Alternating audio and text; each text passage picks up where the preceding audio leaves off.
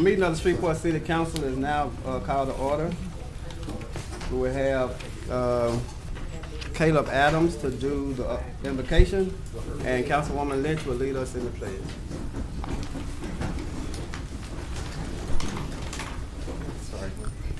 May we pray. Let me, before Reverend Caleb comes, Pastor Caleb Adams, who is a native of Donaldsonville, Louisiana, and a graduate of Southern University in Baton Rouge, is the newly elected pastor of Cross of Christ Missionary Baptist Church in Shreveport. So welcome, Bless you. Pastor. Bless you. May we pray. Father, in the name of Jesus, we thank you now. We realize that we've gathered under the auspices of business. We pray, God, that you would touch our minds, enlighten our hearts for the people and for this city. Bless all those who are in authority. In Jesus' name we pray. Amen. Amen. Let us face the flag and repeat the pledge in unison. I pledge allegiance to the flag of the United States of America and to the republic for which it stands, one nation, under God, indivisible, with liberty and justice for all. Madam Clerk, will you call the roll, please? Councilman Bradford. Present. Councilman Jefferson. Here. Councilman Jenkins. Councilman Corbin. Present. Councilman Fuller. Here. Present. Councilwoman Lynch. Here. And Councilman Bowman. Here. I make that motion, Mr. Chair. I'll try to say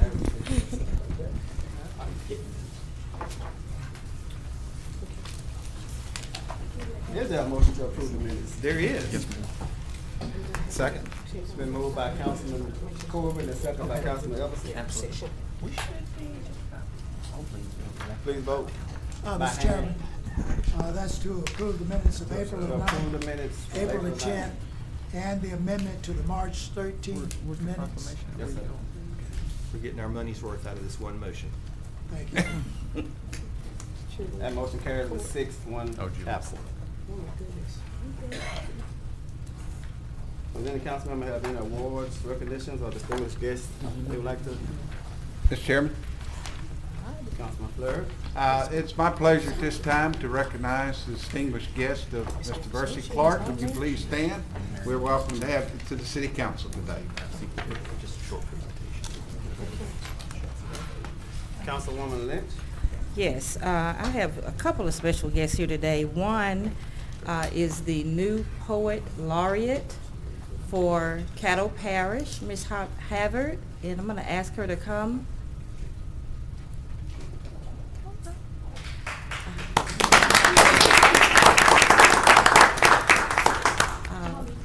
Yes, come on, right there. To the microphone. At the microphone. Microphone. Right there.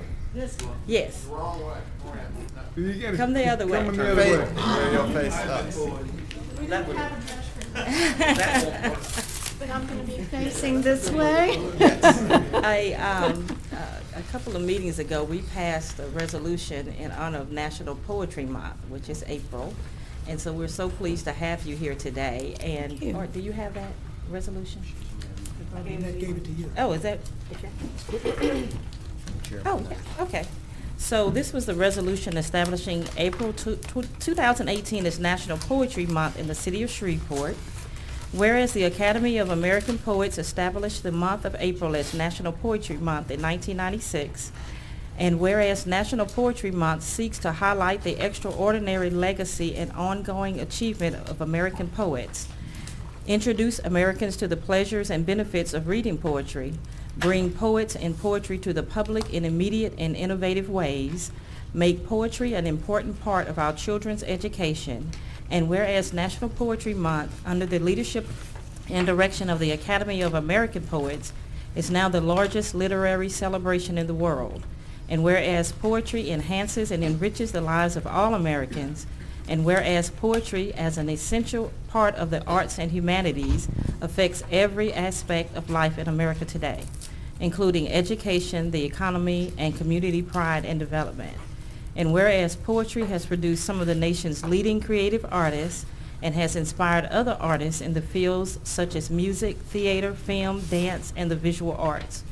Now therefore be it resolved by the City Council of the City of Shreveport in due and regular and legal session convened that the Shreveport City Council establishes April 2018 as National Poetry Month in the City of Shreveport. And so we are so honored to have you here today. I know you were recently selected as the Poet Laureate for Caddo Parish, which includes Shreveport, the largest city in Caddo Parish. And I don't remember how many years ago it was now that the Caddo Parish Commission established the Poet Laureate program. And it was a program actually that I studied at the national level for a couple of years and was able to bring that back to Caddo Parish and get that going. And so I'm very thankful to the current members of the Caddo Parish Commission, and in particular Commissioner John Atkins, who secured, funding for the position, that they've decided, to continue this program because it is very important. And so congratulations. Thank you so tell us a much. little bit about yourself, and I think you're going to read one of your poems.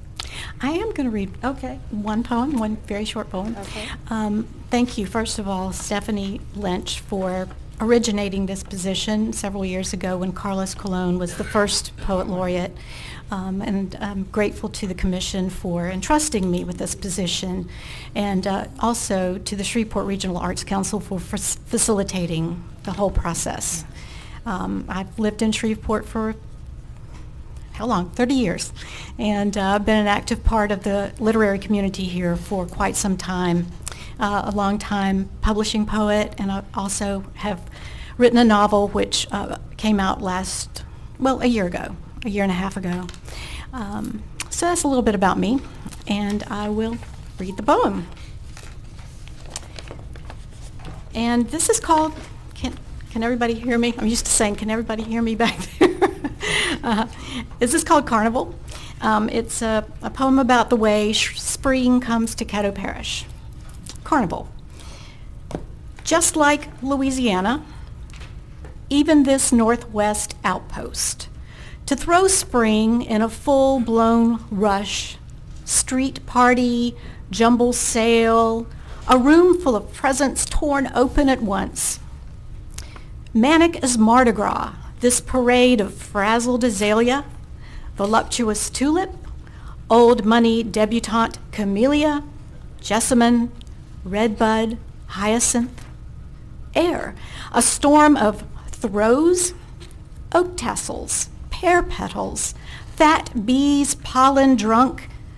This yellow blizzard, the only kind we know. Winter, a moment of silent prayer for show.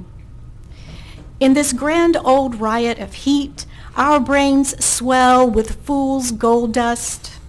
Feverish, addicted, we can't get enough of festivals, football, oil, politics. We get rich quick. Okay. Thank you. Thanks. And I see Pam has come into the building. Hi, Pam Atchison, the director of SHRAC. You want to come up and say anything? One quick fraction. And while you're coming, I see my second favorite commissioner, because the first one is mine, Stormy Gage Watts, Gerald Bowman. Thank you, Cheryl. Well, please forgive me for being late. There's this little thing happening at the convention center that I hope most of you are going to come to tomorrow, the Art Break Festival kickoff, and the building wouldn't let me out. So please forgive me, Ms. Lynch, for being late, and Mr. Bowman for being late. But I did want to just take one moment to say how very proud we are of our parish and city government for all that you do to support the arts. And to tell you that Ashley's great position as Caddo Parish Poet Laureate really comes from one of your own. If she didn't say it again, I'm sorry not to know what you said to begin with, Stephanie, but when Stephanie Lynch was a member of the Caddo Parish Commission and attended the national conferences called NACO, the National Association of County Governments. She saw that in some other states and counties, the county was taking a moment to recognize great artists for great work and to identify great poets who could make us feel great about our region, about our parish, and now about our city. And so it is Stephanie who passed the first, I'm going to say ordinance, if I get it wrong, excuse me, but to actually recognize and name a Caddo Parish Poet Laureate. And I couldn't be happier that this year's commission, I see Gerald's in the audience. You said there's another member I'm running, so I'm sorry. Are there other members of the commission? Former Caddo Parish Commissioner Michael Williams. Okay, very I good. was Michael, there you were a as part of well. it at that time too. So it is wonderful that this year's commission said, let's continue to do it. It has made it a 3-year term for Ashley. And I wanted to tell you that it is our state poet laureate who actually makes the recommendations. So she goes under great tough scrutiny from Dr. Jack Bedell, who picked 2 finalists and said that this community, this region, this city of Shreveport, this Caddo Parish, this Northwest Louisiana area has so many wonderful artists, so many great poets, some spoken word poets, some who are fine art poets, as is Ashley. And he wanted you to know that we are really in such great representation of poetry. Also, of course, she's written a novel, Lightning Struck, so she's a fiction writer. She's also a novelist. She's also a poet, been published in many journals and what's the A word? Anthologies. Anthologies. Thank you, Stephanie. Thank you. And anthologies, yes, thank you very much. And so, again, thank you for having her here today in the month of April, Poetry Month, and also April Arts and Education Month. And I hope I get to see some of you tomorrow at the Art Break Festival, where we'll see 2,000 student poets all throughout that festival. Thank you so much for the opportunity. Pam, what time is that kickoff tomorrow? The press conference is at 10:30 tomorrow morning. There'll be a VIP tour for everyone is a VIP. That's a very important person in the arts. Everyone is welcome. There's one at 9:30 and one right after the press conference at 11:15. So 2 opportunities to see it, learn about it, and then the press conference, Mayor Tyler will lead us off at 10:30. Thank you so much for your leadership with Art Break as well. And I'd like to think that Ashley got her start as a student poet and got enough kudos and applause. But whether she did herself or not, the fact that she's worked at Renzi Center and worked with so many churches and youth groups to teach about art and education and poetry as a form of education means a great deal. So you're bringing up the next generation, and I thank you. Thank you. Thank you so much. Thank I you. appreciate your time. My other special guest is my favorite of all time, Councilman Joe Shine. Come on up. Oh, I mean, that kind of hurt my Come on up. feelings, but okay, I I'll let wanted you. to make a motion, if it's okay at this time, to suspend the rules to take up Resolution 56. Second. Please vote. Now, when I was much younger,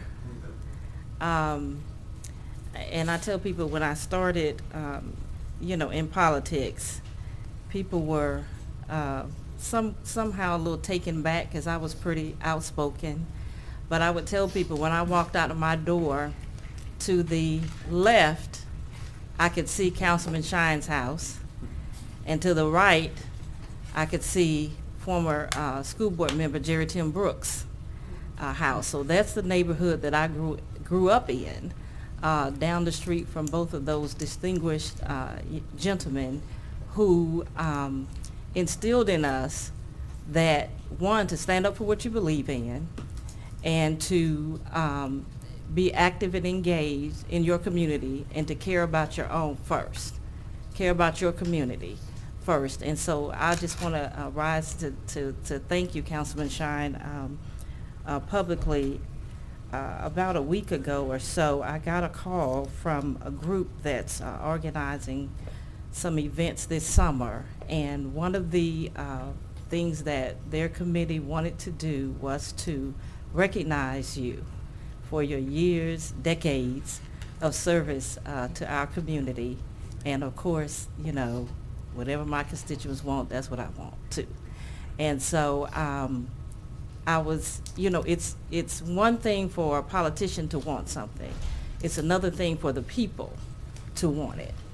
And so they were not, they came to me. It's not something that I said, oh, you know, I'm going to do as a politician.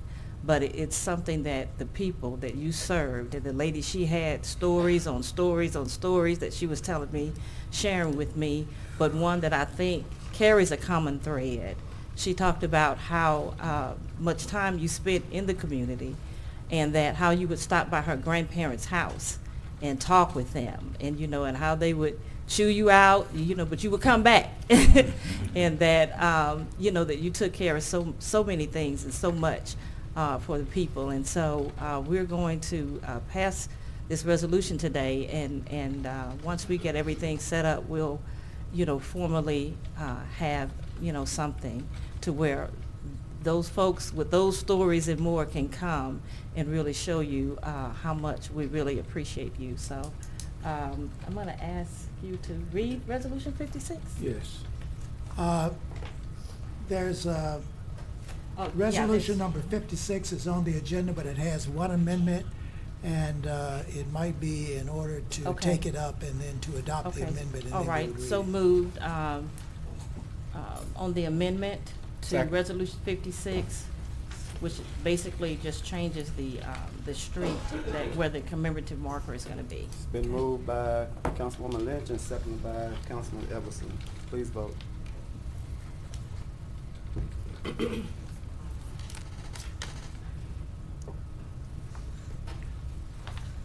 And that motion carries. Okay. So. So moved on Resolution 56 No, as they amended? No, never want to hear the resolution read.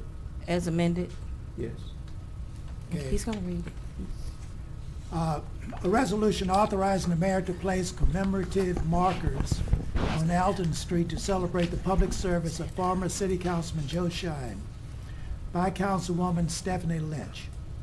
Whereas Joe Shine represented District F on the Shreveport City Council for 23 years, from November 1982 to January 1994, from November 1998 to November 2002, and from November 2006 to December 2014. And whereas Joe Shine is a recipient of the Bachelor of Science degree from Grambling State University and the Master of Arts degree from Louisiana Tech University, and he is a retired public school teacher and coach.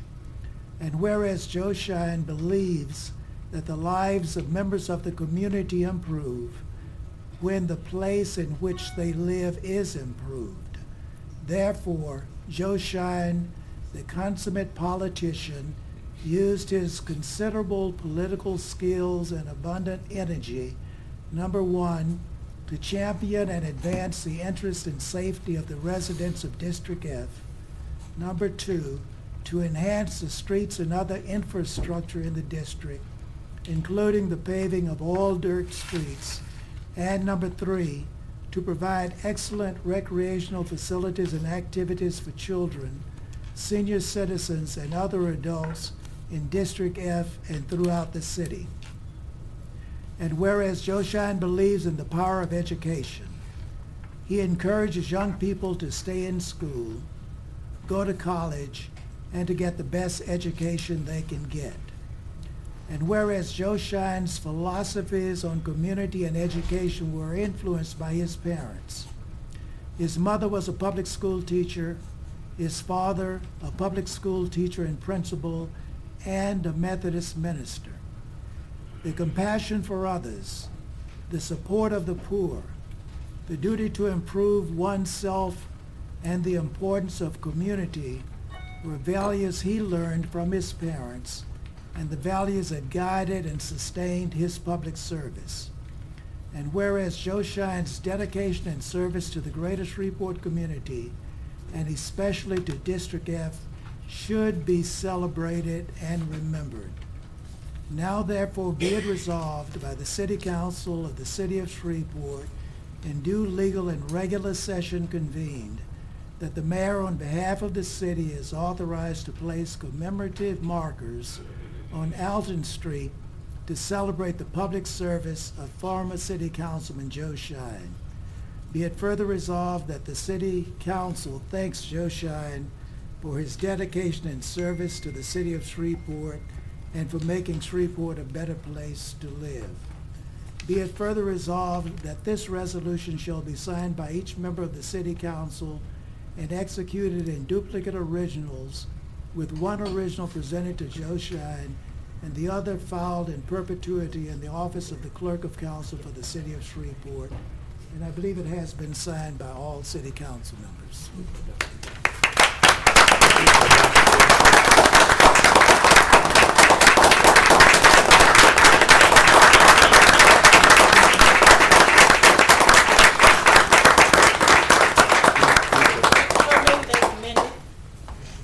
Second, been moved by Councilwoman Lynch and seconded by Councilman Bradford.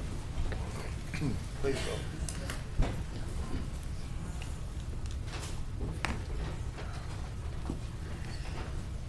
Carried.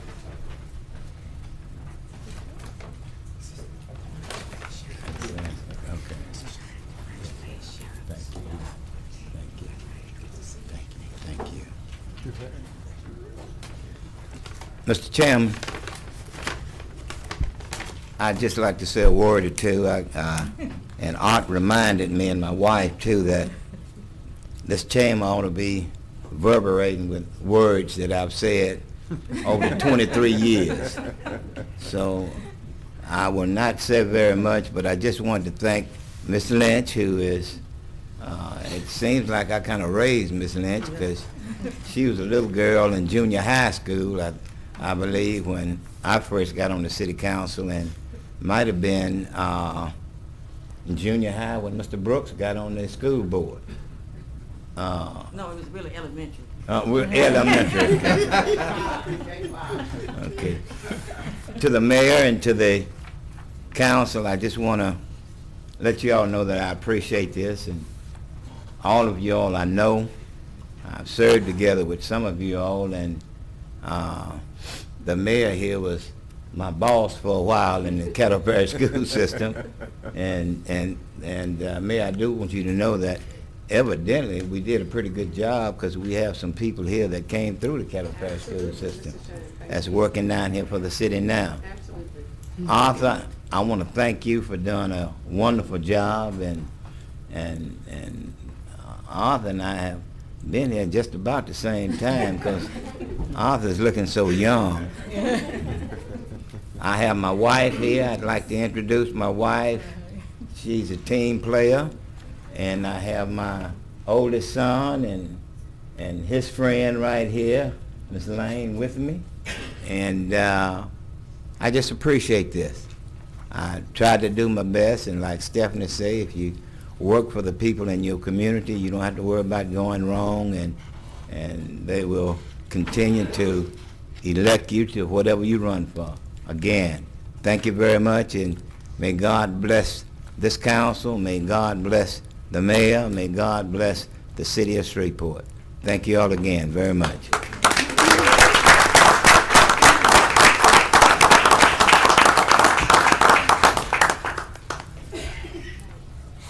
Well, Joe? Yes?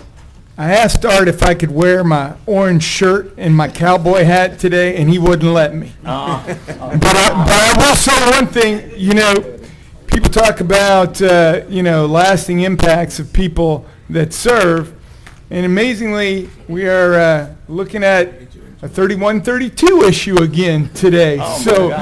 If you want to sit in for me today and just take the votes for me, you're pretty experienced on that issue. But just want to say how much we appreciate all you've done for the city, and certainly the leadership that you provided and tutelage for us younger folks. when we first got on the council. So I appreciate that, my friend. Thank you, Oliver. Additionally, if I could, Joe, one of the things I think is so, for me, as a person who kind of came into politics around the time that, social media was starting up, and it's a big part of kind of how people communicate now. But, you leave a great example of kind of how to, you kind of made a character of yourself, to make yourself a little larger than a person, to make sure that people knew who you were, how to get a hold of you, how you felt on issues, before there were things like Facebook to get out there. And you did a really good job of that. The people that you represented knew you represented them. They knew who you were and how to get a hold of you before the technology that exists now. And it's just such a cool thing to see. And, you really inspired a lot in those people, because a few of them, through district changes, I picked up a few here and there, and they were a little skeptical of me at first, but I hope I won them over. But I know that they loved you, and I really appreciate you being here and showing us how to kind of serve and how to show people that you want to serve. So we appreciate you. Thank you very much, and you've always done a fine job of representing everybody. Thank you very much. Mr. Shine, let me be remiss if I didn't at least acknowledge our friendship over the years. It started beyond politics, actually. Right. But I wanted to just congratulate you on your service. You was the epitome of a city councilman. The causes that you took on as a city councilman, the things that you did to change the scope of this city, and how, in spite of the criticism and oftentimes opposition, that you stayed the course and you fought for what you felt was right. And because of your fighting, Shreveport is a better place. So thank you for your service. Good to see you. You're looking well, you and your lovely wife and son. And hadn't seen Joe in so long. I mean, he's got a little bit taller now. But it's great to see you, and thank you, and God bless you and your family. Thank you. Willie, thank you so much. And Willie and I go back actually before politics, and so good to know, Willie, that you're doing a fine job down here. Just keep it up. Thank you, Joe. As you as a model, we can continue that way. All right. Mr. Chair. Yeah. Okay. I'm sorry. Before Mr. Shine sit down, I'd like to, but I'll go after the council, since I'm not a council member. May I go now? Yes, or- ma'am. Okay. Mr. Shine. Yes, ma'am. I just wanted to also say, we're so very, very, very proud and of the trailblazing that you did in Shreveport, and also at the school system, where you impacted so many lives. I'll always remember your Fair Park days and all of the great things you did there for our young people. And then you continued to serve even as a city council member, serving the broader community from where you lived. So just know that your legacy will live on in this city. Thank you for what you've done. Yes, ma'am. And I guess you all see to the mayor, I said, yes, ma'am, because she was my boss. You got one Thank more. you, sir. Councilman Thank you, Fleury. Albert. Councilman Fleury had one thing. Councilman Shine, be sure that these folks know that you and I are straight out of Homer. Right. Played- That's pretty good, James. Keep up the good work you're doing.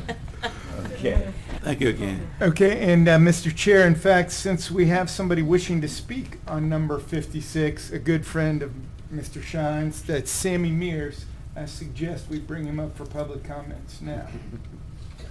Sammy? And Oliver, please put his name on the chair here. You know how many years.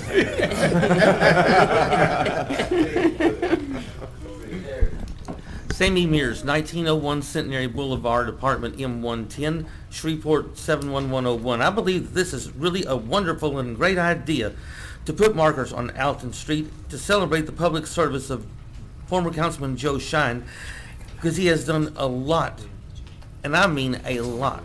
Be sure to get this done ASAP. He did a lot for the city of Shreveport on the council, and I enjoyed rhyming, "No, I don't think so, Joe."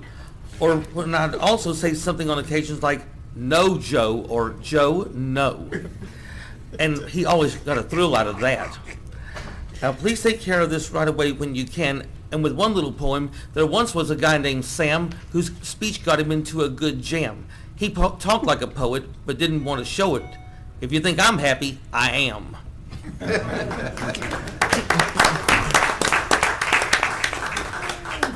Move to go back into regular session. Okay. Do I hear a second? Second. I don't know if we have to vote on Oh, okay. I think we just turn to regular session. Keep rolling. Let's keep going. Mayor Tyler, you have any communication? Yes, sir. Mr. Chair, I believe you probably have been told we have a guest today, Mrs. Mary Ann Nelson from the Shreveport Hilton Hotel, and she'd like to just give the council members an update, just a short presentation, if that's okay. Ms. Nelson, will you please come up, give your name and position and all of that? Good afternoon, Madam Mayor, City Administration, and members of the City Council. I thank you for allowing me the opportunity to come up. My name is Mary Ann Nelson, and I'm the General Manager for the Hilton Shreveport. Pull it down. Pull it up. Maybe. Probably up. That's better. Taller than most average. I brought here with me today two key members of our executive committee that are responsible for helping to lead the hotel. Often you get to see me, but you don't get to really see what's behind me. And first I have Larry Norwood, who's our Director of Food and Beverage for the hotel. I also have Kate Jean, who is tasked with driving the sales and marketing opportunities for the hotel. So, both the Hilton Hotel and the Shreveport Convention Center were built as an economic catalyst for tourism in our city. While the Shreveport Convention Center and the Hilton Shreveport work in tandem to achieve a common mission, we have two very distinctly different operating models. It's the goal of this presentation to ensure that our operation is transparent to city leadership and taxpayers, but also for each of you to take away a better understanding of the hotel's operating objectives and the benefits of having this facility in our community. You've got the advance for me. Go to the next. We'll talk about in this presentation just a little bit about our hotel management, our property performance, our sales tax contribution to the city, capital projects, city fair share program, our community efforts, and then some property enhancements. Our operating model for the hotel is 100% self-funded by our revenues, which includes payroll, benefits, capital improvements, franchise fees, and annual contribution to debt services. Our hotel employs 119 associates. Many of those are homegrown or those that have chosen to leave Shreveport and return to the area. Within the demographics of our hotel, we have 56 female and 63 male. 92 of those are African American, 23 are white. We have two American Indians and 2 Hispanic Latinos. The average staff tenure is 6+ years, and we have 9 members of our team that have been employed with the property since it opened in 2007. Each year we survey our associates for valuable feedback to ensure we're providing them with the very best work environment and benefits packages. As you can see, our 2017 score was 92% and represents a 5-point improvement over our score for 2016 and 11 points over the industry benchmark. We take the opportunity to recognize and celebrate our associates and their contributions to the success of the hotel, and I've shared with you a little bit of a sneak peek into a few of these events that have been hosted over the last year. Our Hilton Awards Gala recognizes all of those who are awarded Associate of the Month throughout the year, and we select one team member as our Associate of the Year. Also, our management team, they are all nominated for Manager of the Quarter, different managers, and then we award one of them with Manager of the Year as well. Also, we had one of our own that was recognized in the Shreveport-Bossier Convention and Tourist Bureau Pride Awards. This was for their contributions in 2016. Ms. Sandra Minton was awarded Outstanding Housekeeping Professional in 2017. This year, for those of you that will be in attendance to the Pride Awards, we have over 14 nominees that will be recognized at the ceremony. Next, we want to talk about our financial performance. Our 2017, I just gave you a few of the performance highlights. Now, for those members of the council, you will see that we did give you some handouts. Each person has a copy of this presentation. Our occupancy for the year of 2017 finished the year at 72.58%, and that was up 6.7% to the budget that was approved by each of you, and up 4.96% to our actuals in 2016. The total revenues of the hotel produced $10,837,000, and it was up $725,000 to the budget approved by the council, and up $820,000 to our actual revenues of 2016. Another important piece of this is, and why we were built, is to generate sales tax and occupancy for the city of Shreveport. We generated over $1,466,000 in sales tax and occupancy tax to the city in 2017. $491,000 of that was in occupancy tax, $466,000 was in city sales tax, and then another $508,000 in state sales tax. To look ahead at 2018 and what we're seeing so far on the horizon, our quarter one occupancy, the hotel finished at 76.21% and generated $2.8 million in revenues. That was up 7% to the council-approved budget for 2018 and up 4.4% to 2017 actuals. Our revenues were up $251,000 as of first quarter to budget and up $820,000 to 2016 performance. When we take a look ahead at our year-end, our 2018 forecasted year-end revenue, we're projecting to finish the year right now. This was as of March 31st at $11 million, just over $11 million. Our 2018 budget was $11,020,000. So we're up $67,000 to that budget. Now we reforecast every month. In fact, we're just finishing our April forecast now, so these are adjusted up. They're never adjusted down. So we're looking at a very promising year, again, building upon that revenue that we've seen in prior years. Another important piece is our fair share contribution. It's an economic stimulus to this community for small businesses. And you'll see that our program spend for 2017 was 35%, just under $1 million. I have broken it down by categories as well as local spend, fair share, Louisiana, and MWDBE. As we talk about that our property is self-funding, we are able to fund our capital improvements. Some of our improvements are required in order for us to fly the brand flag that says Hilton on the building. So we do have projects that are part of our assumptions from our brand, but also we have projects that are just to maintain this prized asset of the city. We've recently completed a project to upgrade the lobby furnishings. I don't know if you've had a chance to come over to the hotel and see it, but it certainly is an upgrade to what was there prior. We've also completed or just finishing the north side of the building on the exterior refresh. All of the other sides are completed. We had to reseal, glaze, and paint the building. Because of the sunlight and conditions outside, it does tend to degrade, and over 11 years of sunlight certainly has done that. So we've resealed the building and given it a nice new fresh exterior. One of our big investments last year was in our guest linen laundry. All of that was outsourced in prior years. We've been able to add our own laundry facility, which created 6 additional jobs within our team. It's also allowed us to increase our guest service scores, as well as be able to control the quality of our linens. We will recoup the cost expenditure of this by June of this year. So we launched that in October of last year, and already we will recoup our investment in that in savings this year by June. We also upgraded, for those of you that have been over, we upgraded a digital key upgrade to our guest rooms and to the parking garage.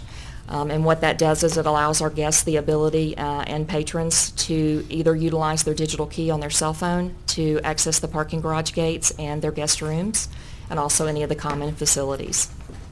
Some of the upcoming projects that we have on the agenda is a property Wi-Fi update. This is something that's mandated by our Hilton brand, and it requires us to add additional wireless access points throughout the building to create a better and more seamless Wi-Fi signal in both our common spaces, our lobby areas, out in our porte-cochere, and then also on the guest room floors. We will be upgrading some of our pool lighting to have more energy efficient LED lighting, and also our tile upgrades to that area that's starting to crack over time. Market 104 flooring and lighting will be upgraded. Our meeting room will be, we will have LCD screens installed, and then our employee break room and technology center. That's one of the areas in our survey from our associates that they said they would like to see. So we are making that more user-friendly for them, adding technology stations for them to be able to access email on their break times, and certainly we want to give them some Facebook time when they're on break. So.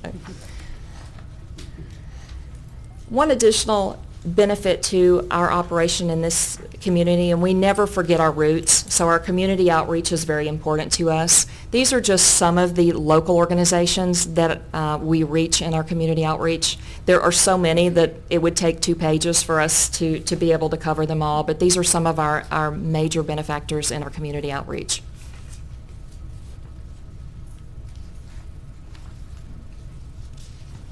Want to thank you for the opportunity to manage this great facility.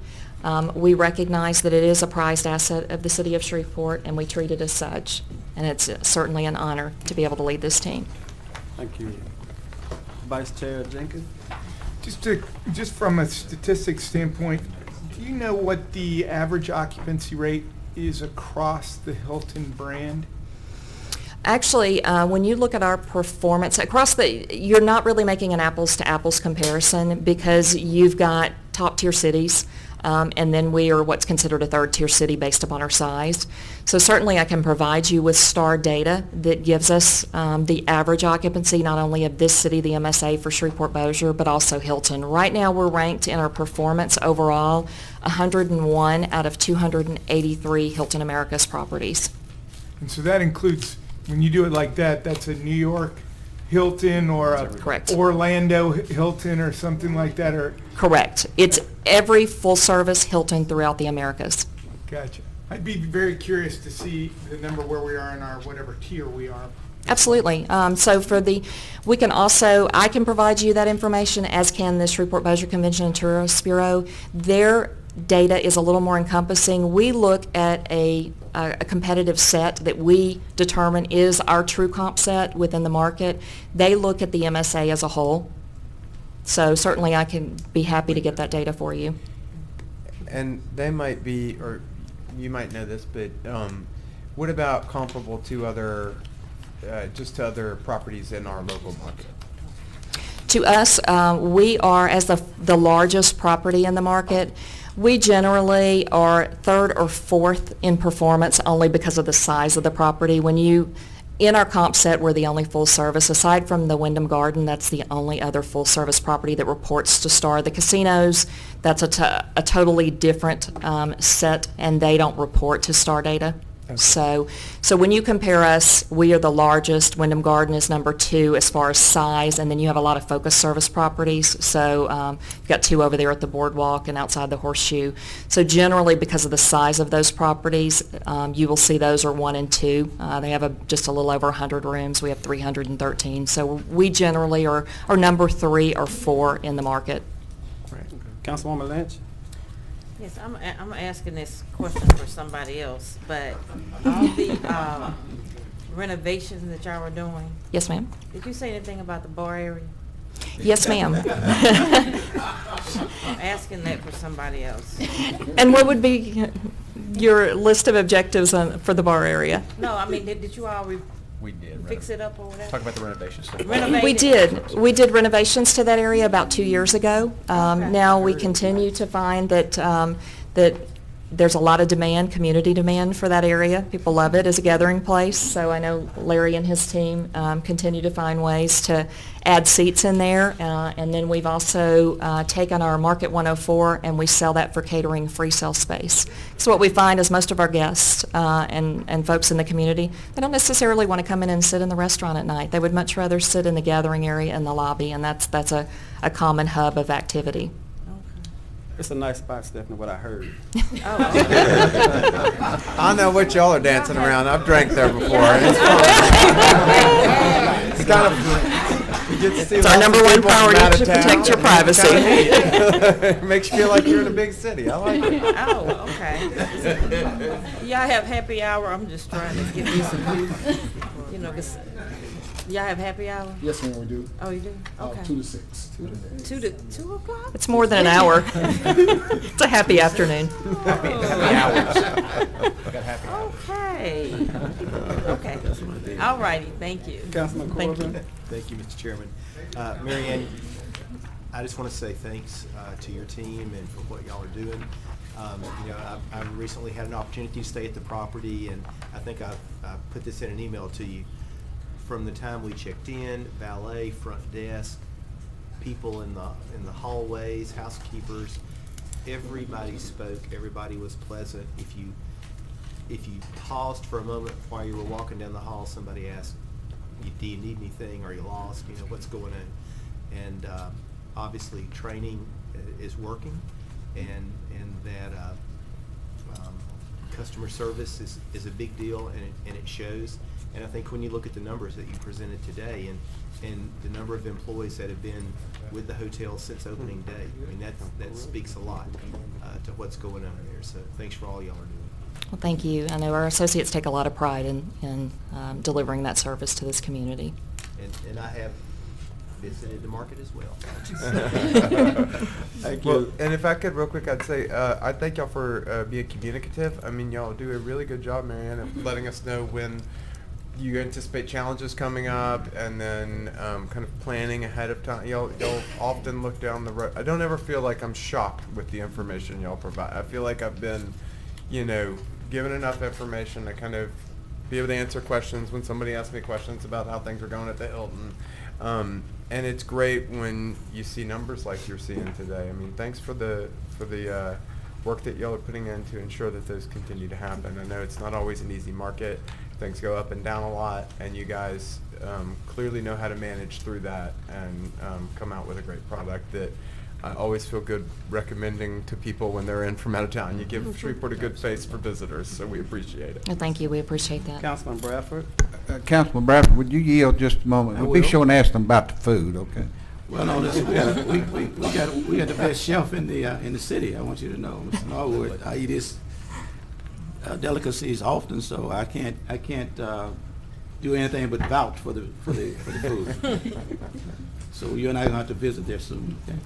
But Please anyway, do. Ms. Nelson, I want to thank you for this very positive review performance. The convention center is a great asset to the Hilton. I would trust. Oh, absolutely. We couldn't do what we do without the convention center. And that's a strength. So tell me, I'm looking at, you know, you sort of isolated back there, but it's still your performance is very positive. What do you see as opportunities on how we can add to that occupancy and the use of that facility? I can tell you, and I know each of you do a really great job of referring when you have folks that are coming in, whether that is to conduct business or here for personal reasons. You all do a great job of referring them to us, and that certainly helps us. What also helps us is if you are anyone in the community that's members of associations, that is a prime market for us. So if you are members of an association and you want to see that event come to this community, that's how you can really help us, is to bring those events. You know, the AKAs and, you know, any of these associations. It seems to me there's an association for almost everything. So please, you know, if you can help us with that, you know, we certainly can hold up our end of it, and we'll make you proud. And I know you have to adhere to the Hilton brand. Is that, and I think so often every so many years you have to upgrade to various aspects of the property. Is that adding to the value, or is it creating some type of challenge to maintain that standard? No, absolutely. It's their standards are not unreasonable. It's and how they develop their standards is based upon feedback from our guests. Hilton has a very loyal demographic base of customers. each customer, when they leave our hotel, is sent a SALT survey. And this is how the brand comes up with their initiatives in what they want to see and our assumptions for future years, is by listening to our guests and what the travelers want to see, as well as what the market is when they look at their competitors, the Marriotts, the Sheratons, what they're doing as well. So certainly the brand is very strategic in their planning. They are very rigid in their standards, but that is so that you can walk in the door of a Hilton in Shreveport or a Hilton in New York City and know that the standards are comparable and standardized. Okay, very good. Thank you. Again, thank you for your service. Thank you, Mr. Chairman. Thank you. Mayor Tyler, is that? That's the only guest I have. Thank you, sir. Thank you, Mrs. Nelson and your team, for doing a great job. And I want to tell Councilman Bradford, you missed the data on the Fair Share program that they have going. Oh, I did. Oh, you did. Is it in the package? You would be very It is in the impressed. package. You would be very It is in the pleased with package, that. yes. So I just want to say thank you. And another note, the Hilton Shreveport is managed by a great leader in this phenomenal woman. And of course, they don't manage the convention center, so we didn't want people to get that mixed. So she is the manager for this particular hotel. And so we're just so very proud of what you're doing. Last year, Ms. Tari Bradford, one of our employees, made sure the AKAs graced our entire city, and I think the hotel did well. Was it last March?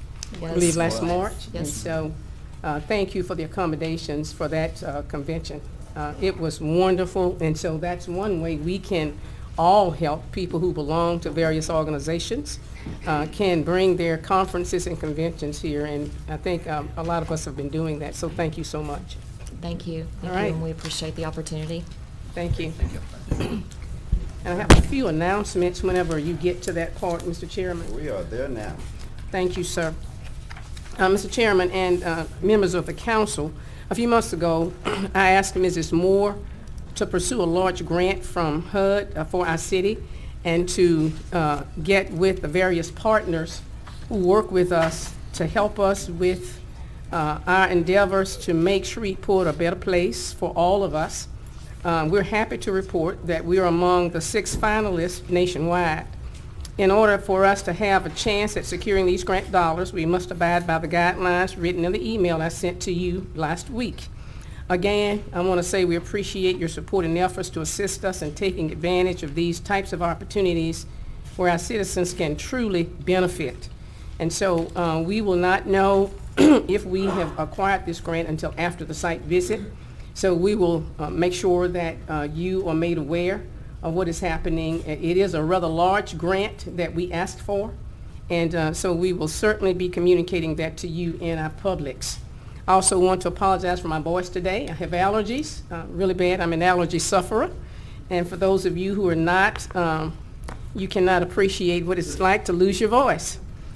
Also, Mr. Chairman, we submitted information to our governor last month on the Opportunity Zones program, which is a federal program that offers great incentives to businesses to develop in areas where that are undeveloped. And of course, we submitted, because of the timeline, we had a very short window to be able to submit. We submitted 7 applications for the Opportunity Zones program, and out of the 7, we were able to get 4 chosen by the governor that met the criteria to send on to Washington. So we are excited about that opportunity, and we will know whether or not we will be getting that particular initiative underway in Shreveport. So I want to thank you all for your support in that effort. Also, we want to thank Chairman Bowman for attending the groundbreaking ceremony at Bilberry just last week, and we'll begin that $1.5 million construction project on the community center. We're going to be doing that real soon. We did the groundbreaking, so thank you, Chairman Bowman, for being there to speak to the public and your citizens in that community.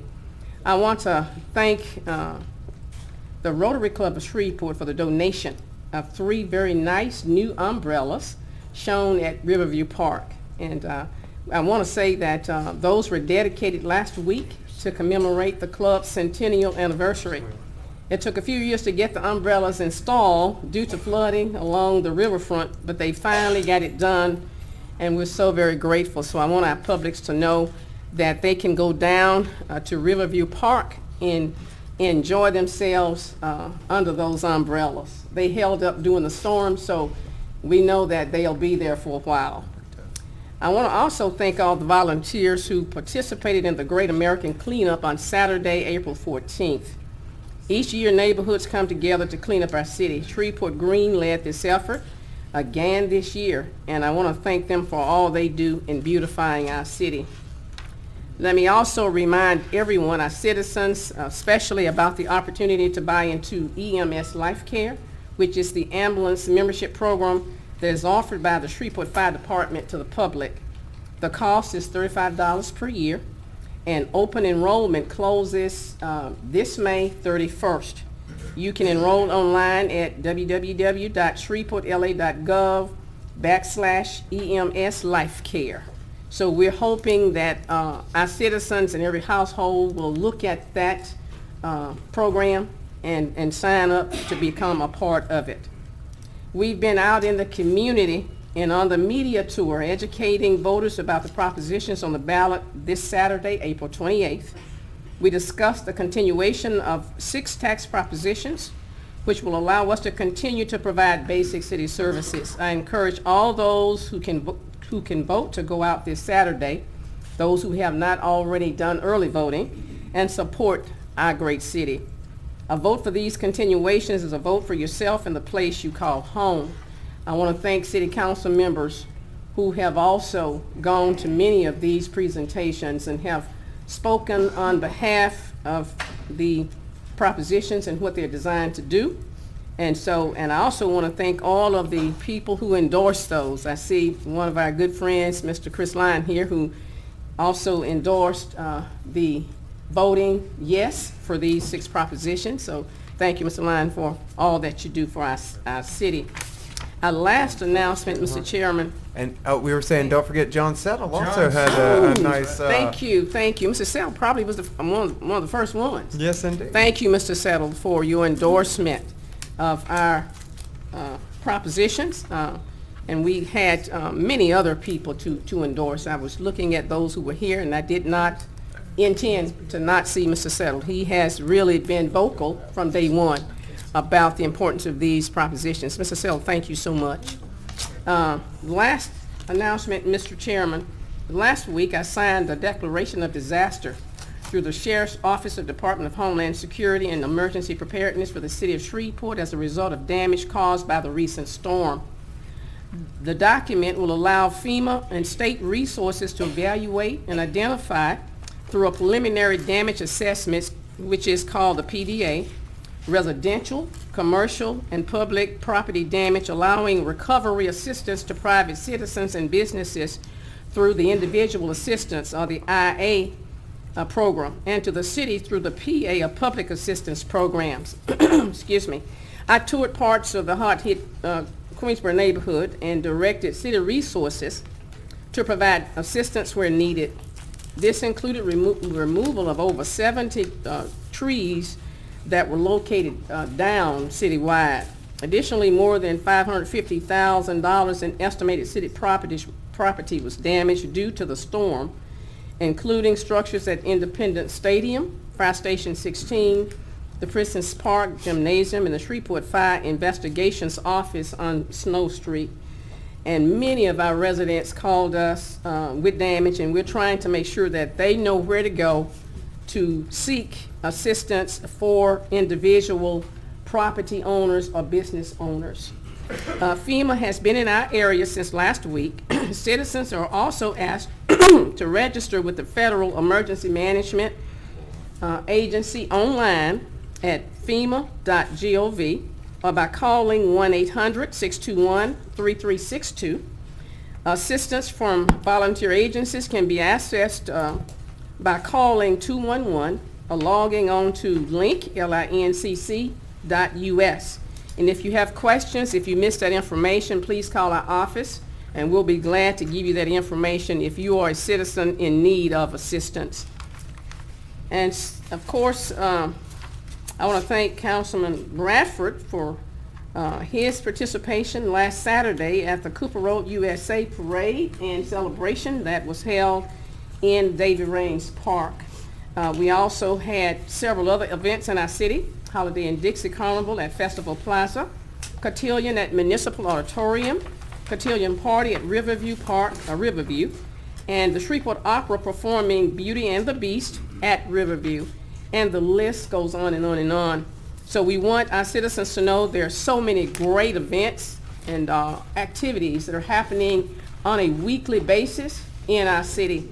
And I want to say thank you to all who make it possible to provide quality services and events for this great city.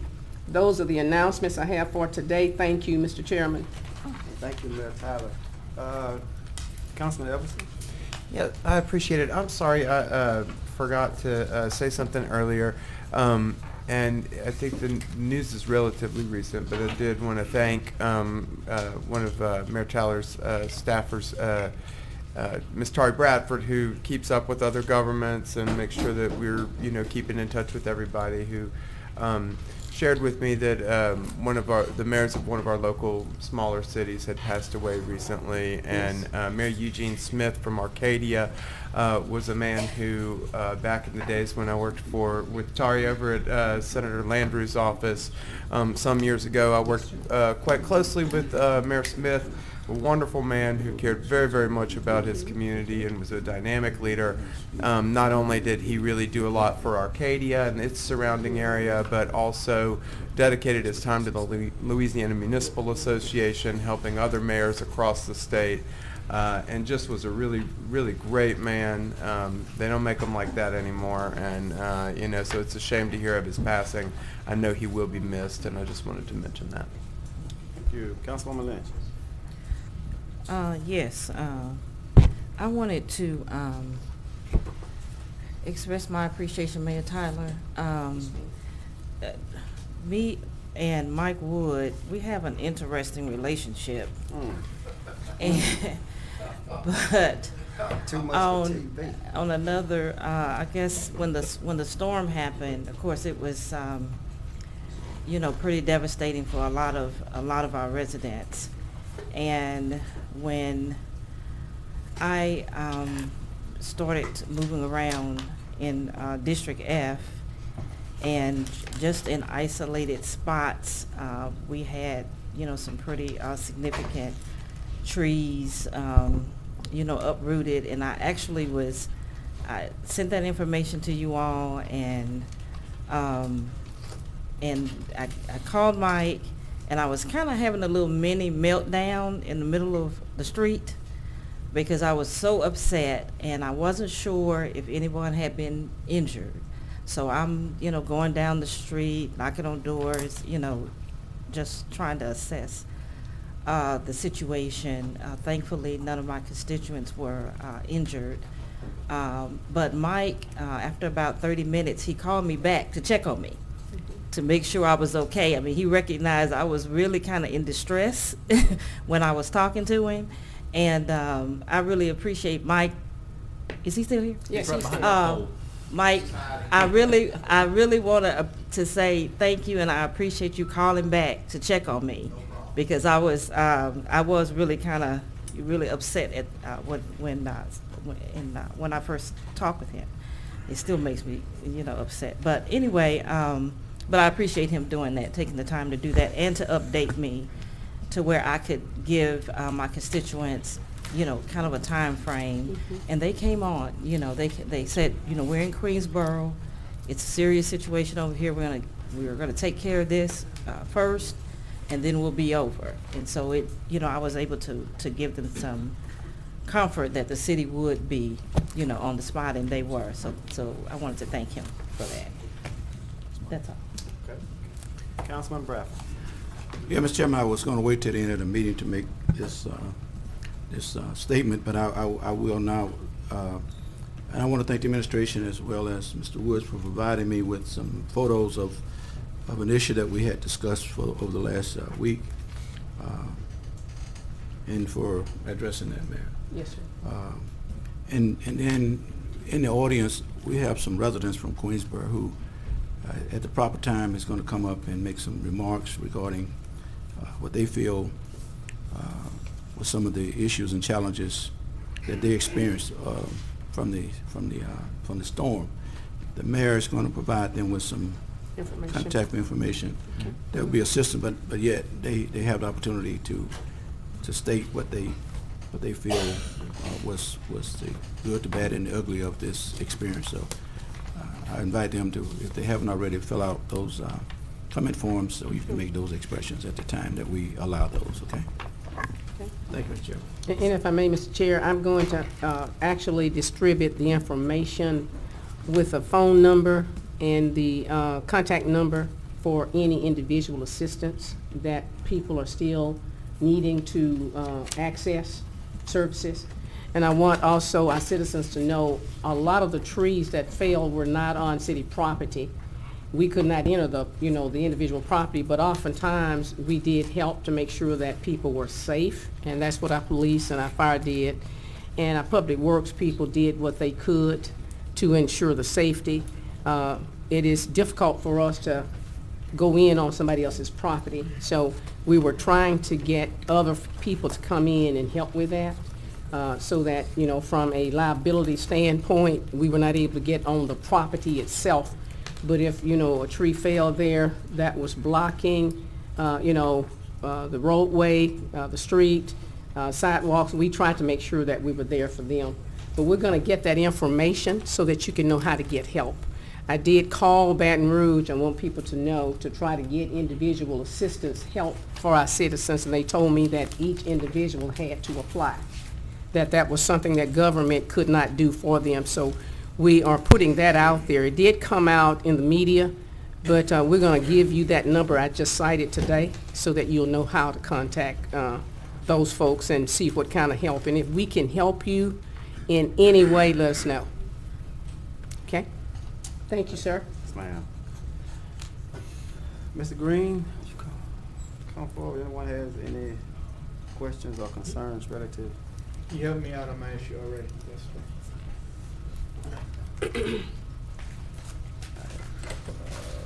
Seeing none, well, I guess I would say that I appreciate, I got the email earlier, so thank you.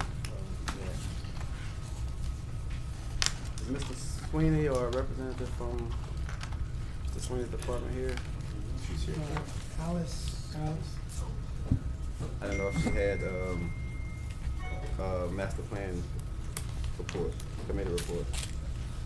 Yes, I apologize, I couldn't hear you. There's no master planning committee report this month. The next meeting is the first week of May, and we'll be reporting out after that. Thank you. And we got the budget. There'll be no public. Mr. Chairman, I'd like for the record to reflect, we did receive the budget to actual financial report by email, I believe, and it's being routed, I think, to the appropriate committee. Thank you, Mr. Johnson. We have no public hearing. We're adding legislation to the agenda. Public comments. First gotta add something. You gotta ask him. I want to ask Mr. Mr. Chairman, we have one item to be added to the agenda if you are ready. It's a special meeting minutes for the April the 19th minutes. We'd like to add that to the agenda, or ask the council to consider adding it to the agenda. Okay. Is there anyone present that would like to speak in favor or against adding the minutes to the agenda? Anyone to speak for or against adding those minutes to the agenda? Seeing none. Motion to add. Second. Moved by Councilman Corbin and seconded by the Vice Chair. Please vote. Motion carries with 7. Mr. Chairman, since we've already gone by the item for approving the minutes, we would ask the council to consider suspending the rules to take it up at this time. Been moved by the Vice Chair and seconded by Councilman Epperson. If there's no discussion, please vote.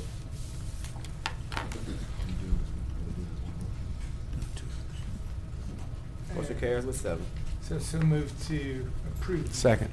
It's been moved by the Vice Chair and seconded by Councilman Everson. No discussion? Please vote.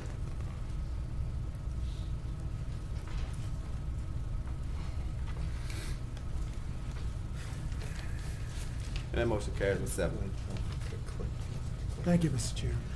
And Mr. Chair, we have 2 public comments, but those are both relevant to the actual rezoning or MPC issue. So my suggestion is we wait until we get to that item on the agenda to have them speak. That's okay with both y'all as well as us. That would be my suggestion. Thank you. We have no executive appointments to consider. There are no items on the consent agenda for introduction. Mr. Thompson. On the consent agenda for adoption, we have 2 items, Resolution 54 and Resolution 55. A motion to adopt the consent agenda would be in order. Motion to adopt the consent agenda. Second. Motion by Councilman Corbin and second by the Vice Chair. Please vote.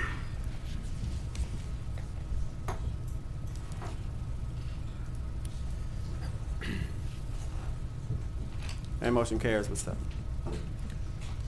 Mr. Chairman, we're now under regular agenda legislation, resolutions on second reading and final passage. Resolution 51 was postponed on April the 10th for until May the 8th, so no action is needed on that one today. Resolution 52 authorizes the City of Shreveport, State of Louisiana, to hire professionals in connection with the conversion to a fixed rate of the remaining principal balance of $35,985,000, Louisiana Local Government Environmental Facilities and Community Development Authority revenue refunding bonds for the Shreveport Convention Center Hotel Project, Series 2008, making such modifications and/or amendments to the bond documents as are required to effectuate such conversion, making any necessary modification to the Louisiana State Bond Commission for approval of related fees, and providing for other matters with respect thereto. So moved. Second. Moved by the Vice Chair, seconded by the Chair. Any discussion? Please vote. And motion carries with 7.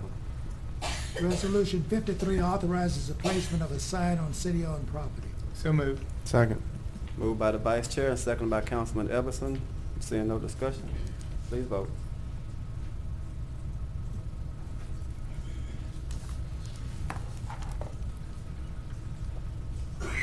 That motion carries with 7. Resolution 56 was adopted as amended. There are no resolutions for introduction of ordinances. We have the following. Ordinance 35 declares the city's interest in certain vacant property as surplus, and our intentions to donate certain vacant property donated to and accepted by community development to the Fuller Center for Housing of Northwest Louisiana. Ordinance 36 is a zoning matter, case number 15-18. It's an ordinance to amend the official zoning map of the City of Shreveport Unified Development Code by rezoning property located approximately 158 feet west of Jewella Avenue, Shreveport, Caddo Parish, Louisiana, from R17 Single Family Residential District to C1 Neighborhood Commercial District. Ordinance 37 is a zoning matter, case number 16-18.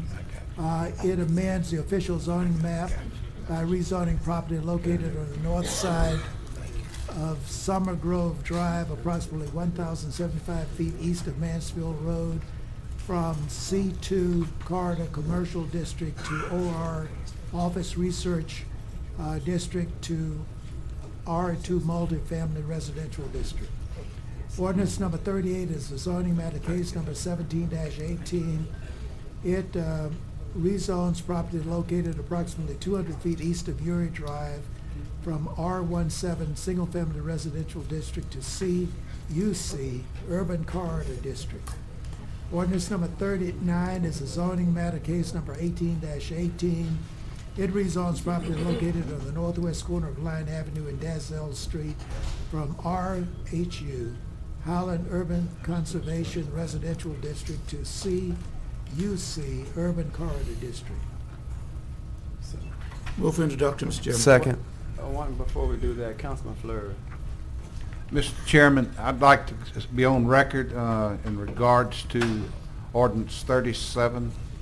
I will support to introduce, but I hope that we will be able to vote this down in the final stages. I do not support it, and just want to be of record of that. Yes, sir. It's been moved by Councilman Bradford and seconded by Councilman Everson. Any other discussion? Please vote. That motion carries with 7. Mr. Chairman, we're now into ordinances on second reading and final passage. The first is ordinance 30. It establishes the city of Shreveport.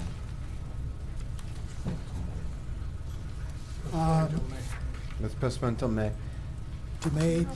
May 8th. So I think 31 is the. Okay, it was previously postponed, so no action is necessary. Correct. Ordinance number 31 amends the 2018 capital improvements budget. So moved. Second. Moved by Councilman Everson, seconded by the Vice Chair. Please vote.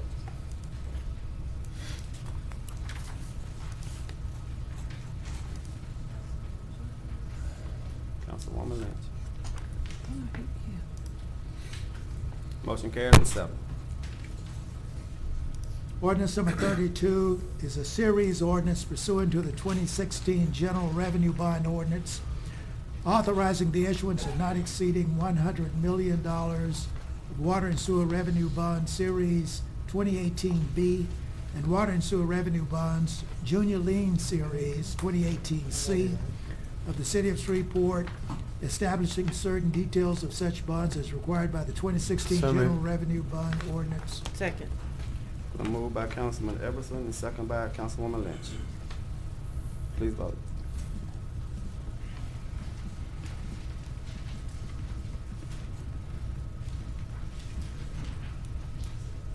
That motion carries with 7.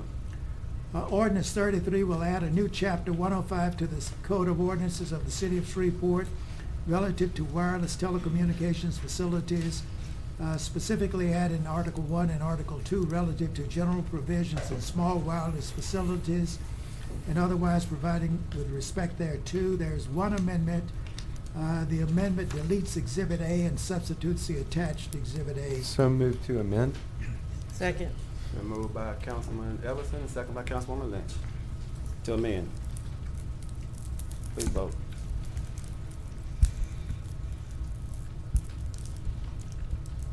That motion carries with 7. So moved as amended. Second. Been moved by Councilman Everson and seconded by Councilwoman Lynch.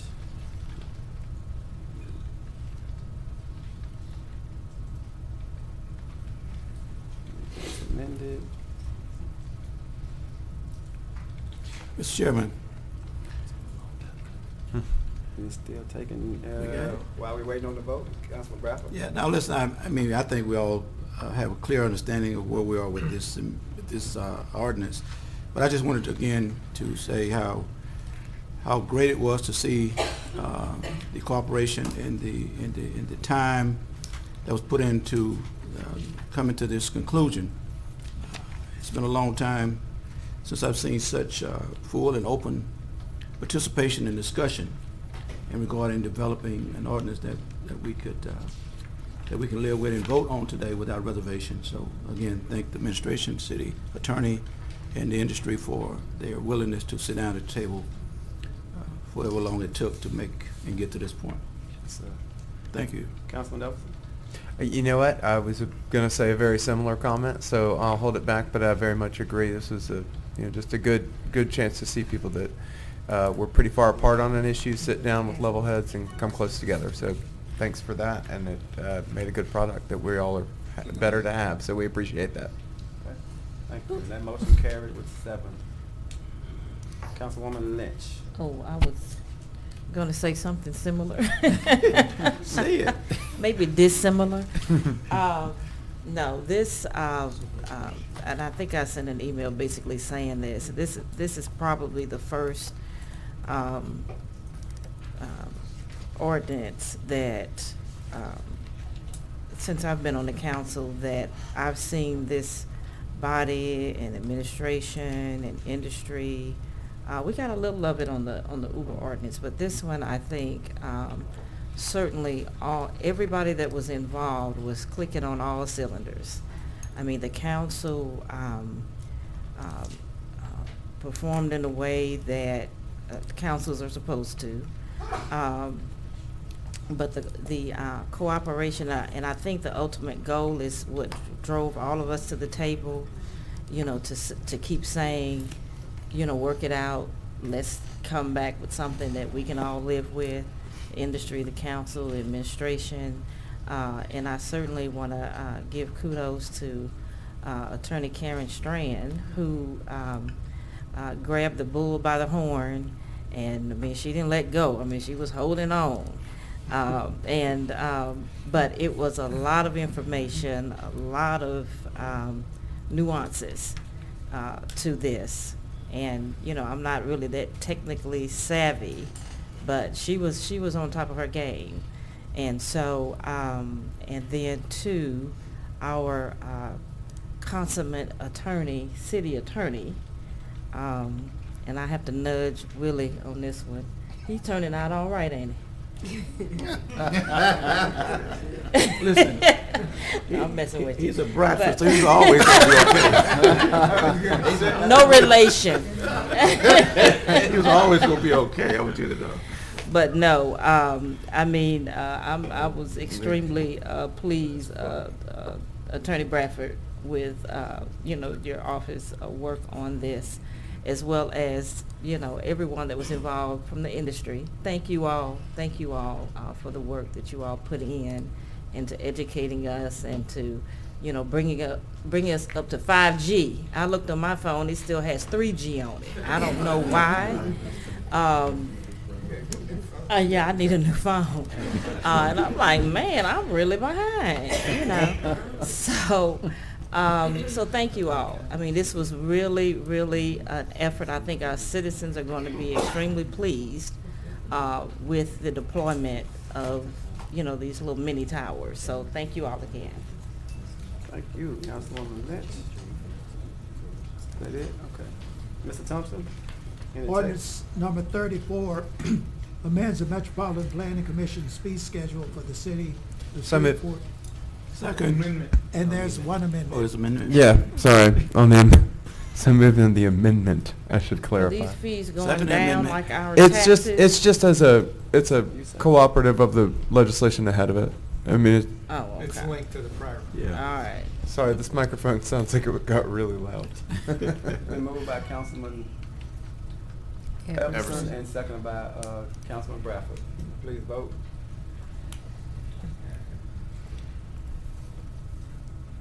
And that passes with 7. Now, so moved as amended. Second. Been moved again by Councilman Everson and seconded by Councilman Bradford. Please vote. As amended.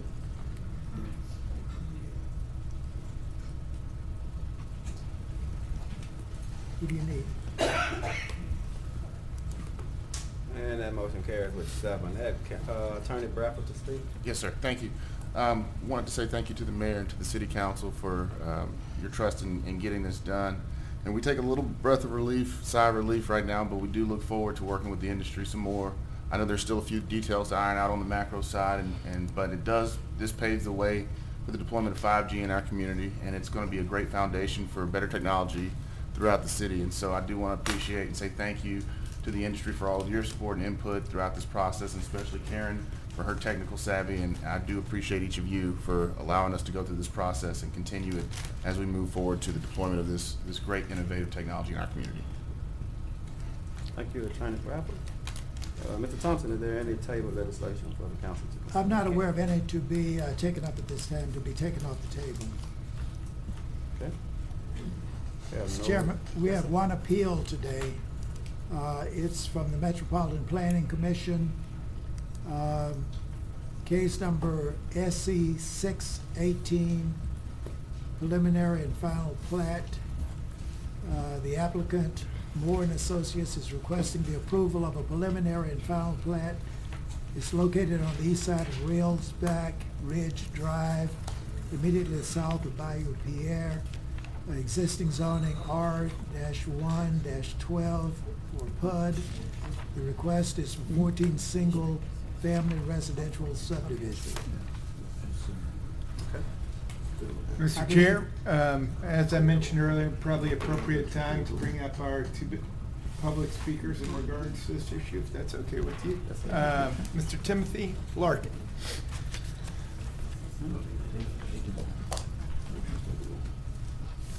Yes, sir. Mr. Chairman, Mr. Vice Chairman, council members, I'm Timothy Larkin, president of Larkin Development Corporation and Larkin Development at Railsback. My address is 221 Evangeline Walk, Bossier City, Louisiana, for the record. I'm here to speak in this case to ask for your reconsideration of what the City Council has, or excuse me, the MPC has voted. In 2007, the Esplanade subdivision was zoned and fully entitled for residential use, and the Esplanade master plan was approved at that time. In the year 2014, Larkin Development made application for the approval of the Unit 6 plat for Esplanade. That proposed plat included all of the unplatted property that was part of the original master plan for Esplanade. That application was rejected by the MPC because a portion of the property was in the potential future corridor for the extension of Highway 3132. At the MPC meeting, we modified the plat to remove the portions of the plat that conflicted with the possible 3132 corridor, but the MPC still rejected our plat. We appealed that decision to this body. In the appeal, we also modified our plat to remove the portion of the property that conflicted with the possible 3132 corridor. This body accepted that modification and approved the revised plat. So Unit 6 was approved, but it did not cover all of the remaining Esplanade property. 2 years later, at the end of 2016, Larkin Development made application for its Unit 6A plat. Unit 6A covered some, but not all, of the property that was pulled out of the original Unit 6 application. The MPC rejected that application because most of the proposed lots were in the potential future corridor for the extension of Highway 3132. On appeal, this body upheld the MPC's decision for that same reason. You have before you today an appeal of the MPC's decision on our Unit 6B plat. That plat covers the rest of the property that was pulled out of the original Unit 6 application and is the northernmost property in the Esplanade master plan. The Unit 6B plat does not include any property that was part of the Unit 6A plat.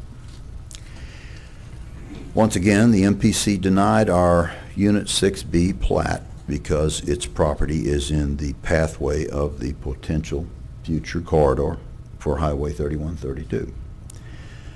I really don't have any comment about the MPC's reasoning other than to say that our plat is consistent with the master plan and zoning approved for this subdivision years ago, and with all of the other plats in the Esplanade subdivision. So based on that, I'm asking the city council to reverse the MPC decision and approve our Unit 6B plat. That's all I had to say. If you have any questions or comments, be glad to answer them. May I suggest we hear from Mr. Sinclair, and then if we have any questions on deliberations, we'll call you back up, Tim, if that's okay? Actually, I don't have any comments, but just wanted to fill out a form in case you had any questions that I might be able to respond to. Okay. That's all the public comments we have.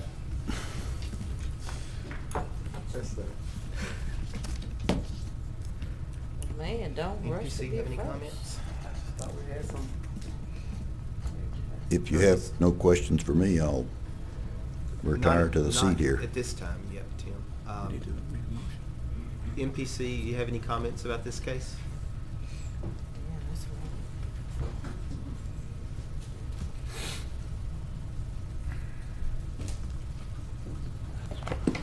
right. Hi, Alice Cray, MPC. Really nothing new to add other than what Mr. Larkin has already stated, that they came before the MPC with the request for the replat.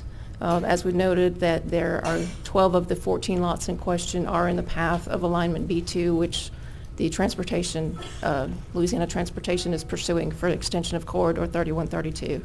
So that was the basis of the reasoning for the MPC denying the application. So, What was the vote on?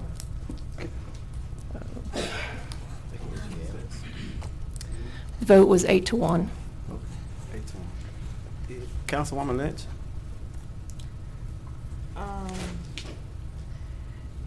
Do you all have an idea when 3132 is going to be built? The extension? No, ma'am, I don't.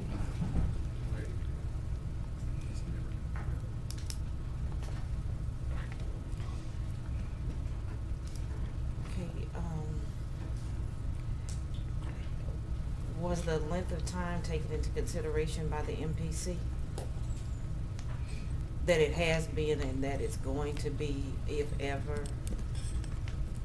Was that discussed, do you remember? I cannot answer that question. I do not know the answer to that question, but I could find out.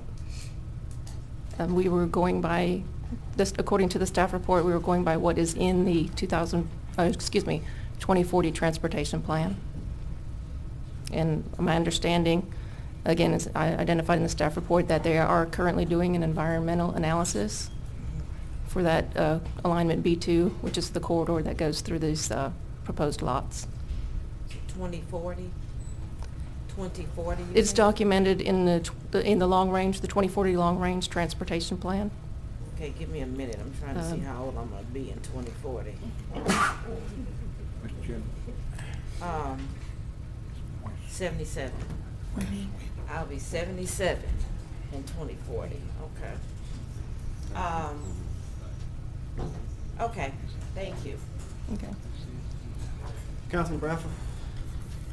Mr. Chairman, let me yield to the council, gentleman of that area, and then I'll come back.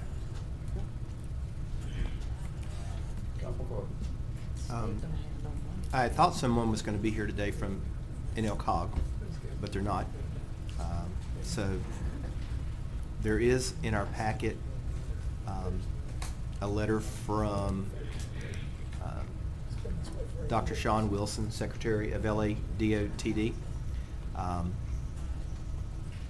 which I'm paraphrasing and encourage you to read the letter yourself, but that there is agreement on a corridor, a pathway for a future roadway.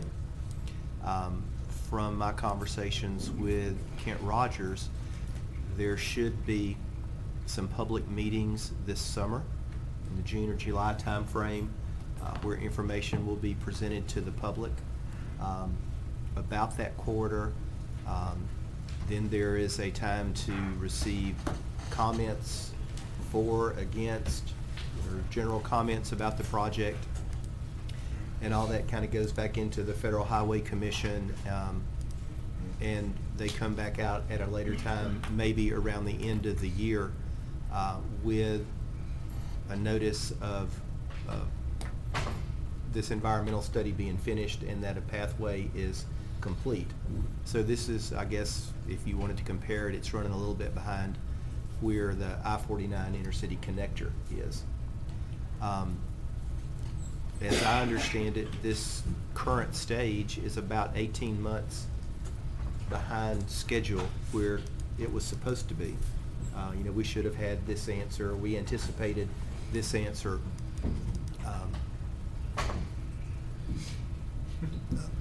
a long time ago. I was going to say 2012, I believe, is when we were first given a time when this was. Mr. Larkin has been here so many times, and this council and the previous council has talked about this issue so many times that it becomes quite frustrating, frankly, I think, for us and certainly for Mr. Larkin, because there are no answers. And even if this study is complete sometime during 2018, then we go to the next phase of it is, where's the money coming from? Did he paraphrase where the money is coming from? There is no document that I have seen that identifies funding for this project or where the priority for this project lies in the long list of DOTD projects in Northwest Louisiana. All I can tell you is the number one project is the new entrance gate for Barksdale. And funding's been identified, and that is the number one project in Northwest Louisiana for LADOTD today.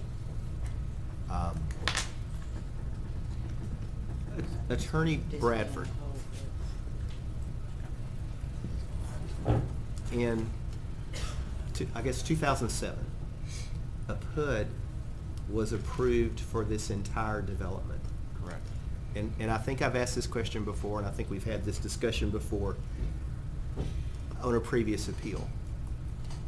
Does approval of that planned unit development infer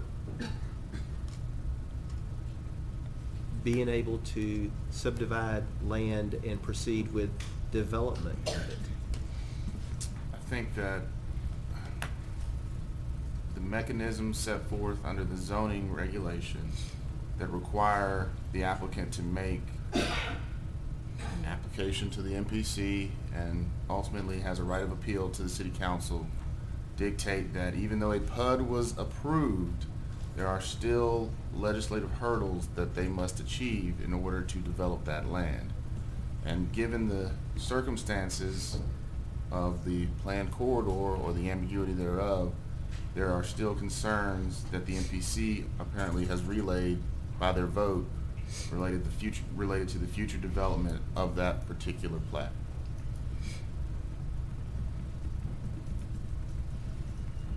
And there's a pending lawsuit regarding what? An adjacent parcel, I assume it to be, I guess, to use a technical term, it would be, I believe it's southwest of the current plat. I'm assuming it's 6A or whatever, 6A? Correct. It would be nice if we had a map that showed that plat and this current plat.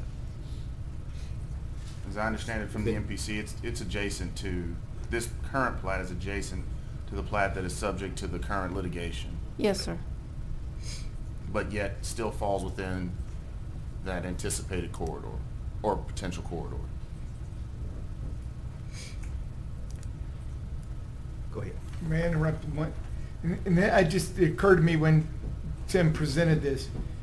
Is there any interest, based on the MPC's perspective and the discussion, of making an amendment to this appeal? Because I understand 2 of the 14 are non-conflicting, right? 2 of these, at least what I heard today. Are you interested in us in possibly pursuing an amendment to allow you to plat those 2 and proceed on the 2 of the 14? And by the way, if you want to take some time and consider and have us postpone for 2 weeks, we could do that. I mean, it just occurred to me when this discussion came up that in the past we have given some, halfway there positions, and I'm happy for y'all to deliberate or, get back to us or whatever. Like me to just respond to that? You see what I'm saying? The three units work together, the streets, the water, the sewer, the drainage, the access to the lots, so that's not a feasible thing to do. Okay. Good to go. No, just a little shotgun approach, but I was just curious if, when I heard this, 2 of the 14 were not in the corridor, if it was worthwhile trying to move forward on this. Okay. Disregard that. Do we have any idea when the pending litigation will be heard? No, not at this time, not at this point.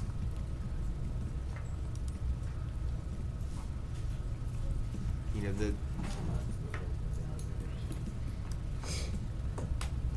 this is a huge dilemma, both for the council and for the developer, because we continue to be forced to make decisions on a project that has no funding, has no time frame, and we don't seem to be able to get any better information every 18 months or 2 years that this comes to us. And,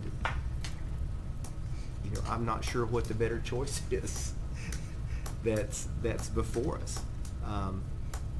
And I'm being as honest as I can be when I say that. You know, I do wish that we had representatives from NLCOG here today to maybe fill in some gaps. Sit on that board. You know, I and sit on that board, but I mean, it's, we have no knowledge about whether litigation is. I'll just tell you that. Yeah. I do sit on that board. I'm gonna. You're back. I'm yielding back. Yeah, let me ask you, and then I want to make a couple comments. From your understanding, the current application mirrors the previous application, and that's why the MPC made the decision that it made, that it was still obstructing the corridor that is anticipated, because there's only so much space now that's available for that. So what was your understanding on the rationale of the MPC board?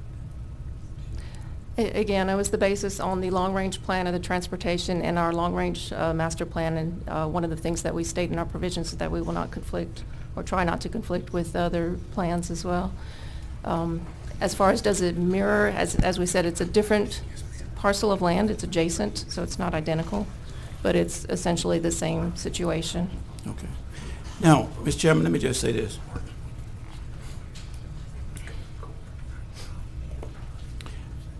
There's a purpose for every entity that makes up government. The MPC had the resources. We've again beat this horse a long time. Have the resources to research not only the status of the DOTD and their anticipated route, but also in anticipating the growth as in keeping the city in compliance with our own priority. Now,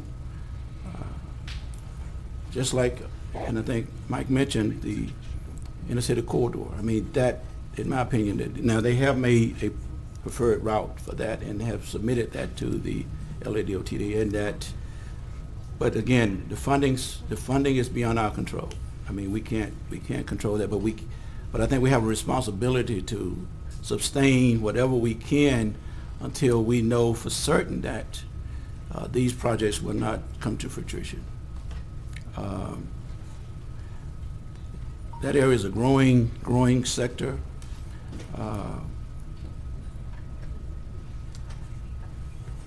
I mean, I think it's essential somewhere in the next, before Stephanie's 77th birthday, that if that can happen, it needs to happen, and that we need not, I think, be hasty in moving to undermine that that process. Now, I can agree that given where we are, that maybe we may need to postpone it if we can get some further information. Ken Rogers, call could be a part of the conversation. For now, I mean, there's no real hurry. I don't see right now, because I mean, either we uphold it or we do something. Then there's going to be some other additional special issues that going to be a result of our action, one way or the other. So again, the funding part is what I see as being a challenge for us.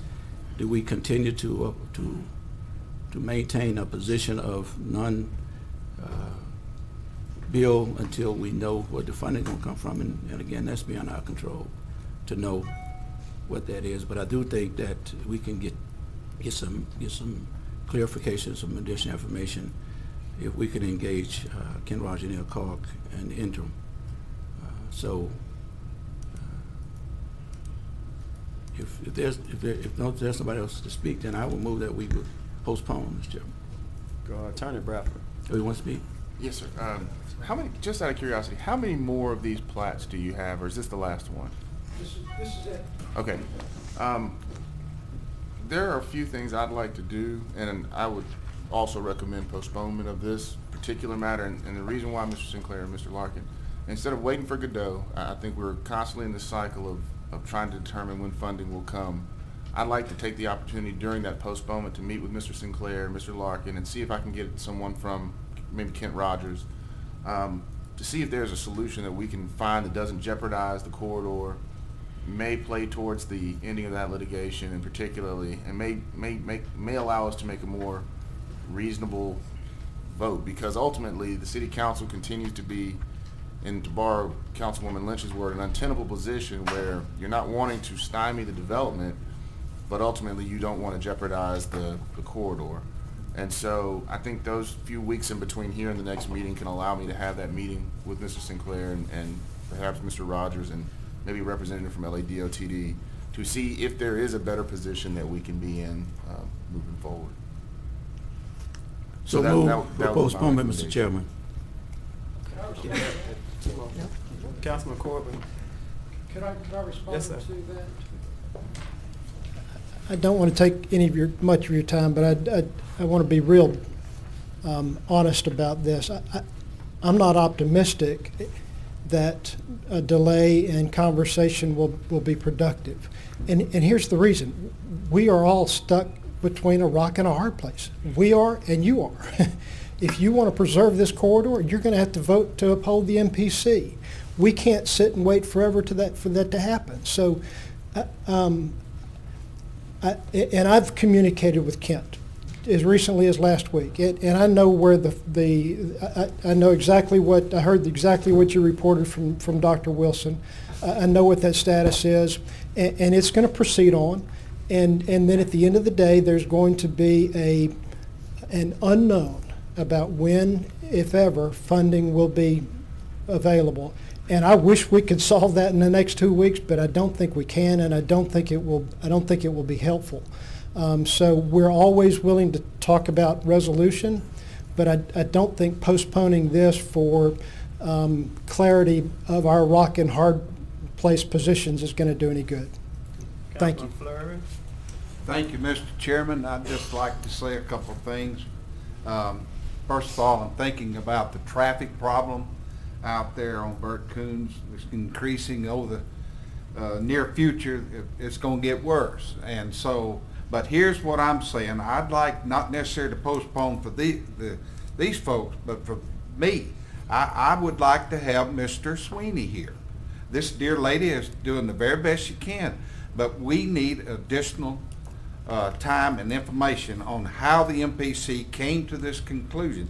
I don't want to make a rush to judgment, and so I think a postponement is in order until we can get the top planner for us here to answer any questions that we might have. So I think rather than rushing to judgment, that we need additional time with our, and hopefully maybe Mr. Rogers might be able to be here at that time.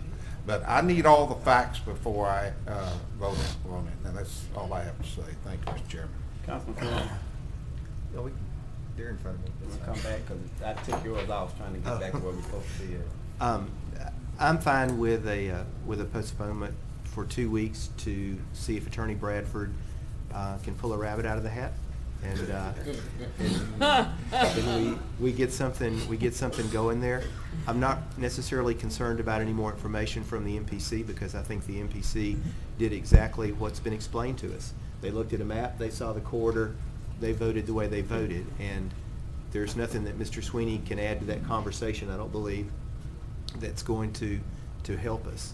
But if Attorney Bradford and Mr. Larkin and Mr. Sinclair can sit around the table for a few minutes and chug down a pot of coffee and come up with an answer, then we come back in 2 weeks, and if we need Kent Rogers here or we need LADOTD here, that'd be great. You know, the council has consistently, to this point, voted to not block what was perceived to be the corridor. And I say perceived because that's a big word. You know, still, there's not that official notice. As this has drug out almost the entirety of 3 of us up here council careers, you know, we see few facts change. And that's, as I said earlier, that's the dilemma. If nobody has a dollar to put into this project, is it ever really going to be a project? And that's an issue. But I would support 2 weeks, you come back and take a vote at that point. Councilman Jenkins.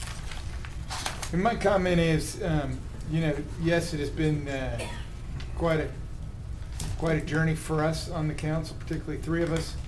But at the same token, it's been even a longer journey for these gentlemen over here. Yes. And I honestly sat through this deal enough times that I'm not convinced there's any amount of information that's going to show up in the next 2 weeks that's going to change anybody's decision up here. And I mean, we have to be realistic in that. If anybody thinks that some amount of information provided by the MPC or NLCOG, I think that is delusional. They're not going to come up here and tell us, yes, we have a great path going forward on this deal. There's no funding there. I think we've been very clear on how we've moved forward in the past, and I think we should stay consistent. I think all of us do look to the long-term benefit of the city of maintaining the corridor. We've been very clear with them from the very beginning that that was our stance. We were going to give them every opportunity to build around whatever is left there, but when it came to where there was no more room to allow additional development, we were going to always deny it. And once again, we're in that same place. I'm happy to give them 2 more lots if that advances the ball. Obviously, it doesn't. But I mean, I don't think we're doing anybody any service by hanging out another 2 weeks and postponing this. Now, I will also say that I'm pretty sure that if William comes up with a solution, probably not a whole lot's going to change in 2 weeks, and he can come back to us to reconsider this or whatever we need to do legislatively if the rabbit does appear. But in the meantime, I don't see any value in continuing on postponing something that we've been read into for the last 8 months. That's my comment. Councilwoman Lynch. It's just gonna kill me to have to agree with Councilman Jenkins on something, but I think for the very reasons that Councilman Corbin stated is why we need to go on and vote. Since 2012, not much has changed. You know, we can pull rabbits out of hats, sprinkle dust, and do a whole lot of other stuff in the next 2 weeks. But we know it's not going to change. This gentleman is asking for a vote for this council to make a decision. I mean, we can come up with reason after reason to postpone. You know, my favorite one would be to wait until the MPC is a city department. Why don't we just, postpone until that happens? We won't have to ask Sweeney anything. So I'm just saying, we can, drag this out as much as we want. Today, 2 weeks from now, what have you. I think we should just vote. We should just do what the person who's ultimately impacted has asked us to do, and that's to make a decision. And I think that this council is capable of doing that. After conversation with the city attorney, I think that we can vote today, and there can still be a conversation. And I will make a substitute motion. Well, my motion was never seconded. Oh, okay. So just for clarification, do we have a motion on the floor right now? No. Mike is fixing to make one. All right, then I will make a motion that we uphold the MPC. Second. It's been moved by Councilman Corbin, seconded by the Vice Chair, to uphold the MPC. Any other discussion? Seeing none, please vote.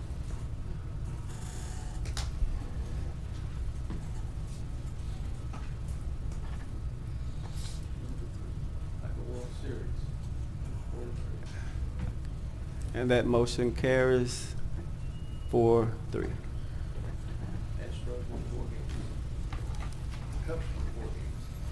Council, I know it's a difficult thing to do, and I know how difficult the job is, and appreciate the consideration. Thanks, Tim. Thank you very much. Spoken from a true city councilman. Yeah, right. That is actually somebody that knows how difficult this position is. So I do appreciate that. Thank you. And now we're down to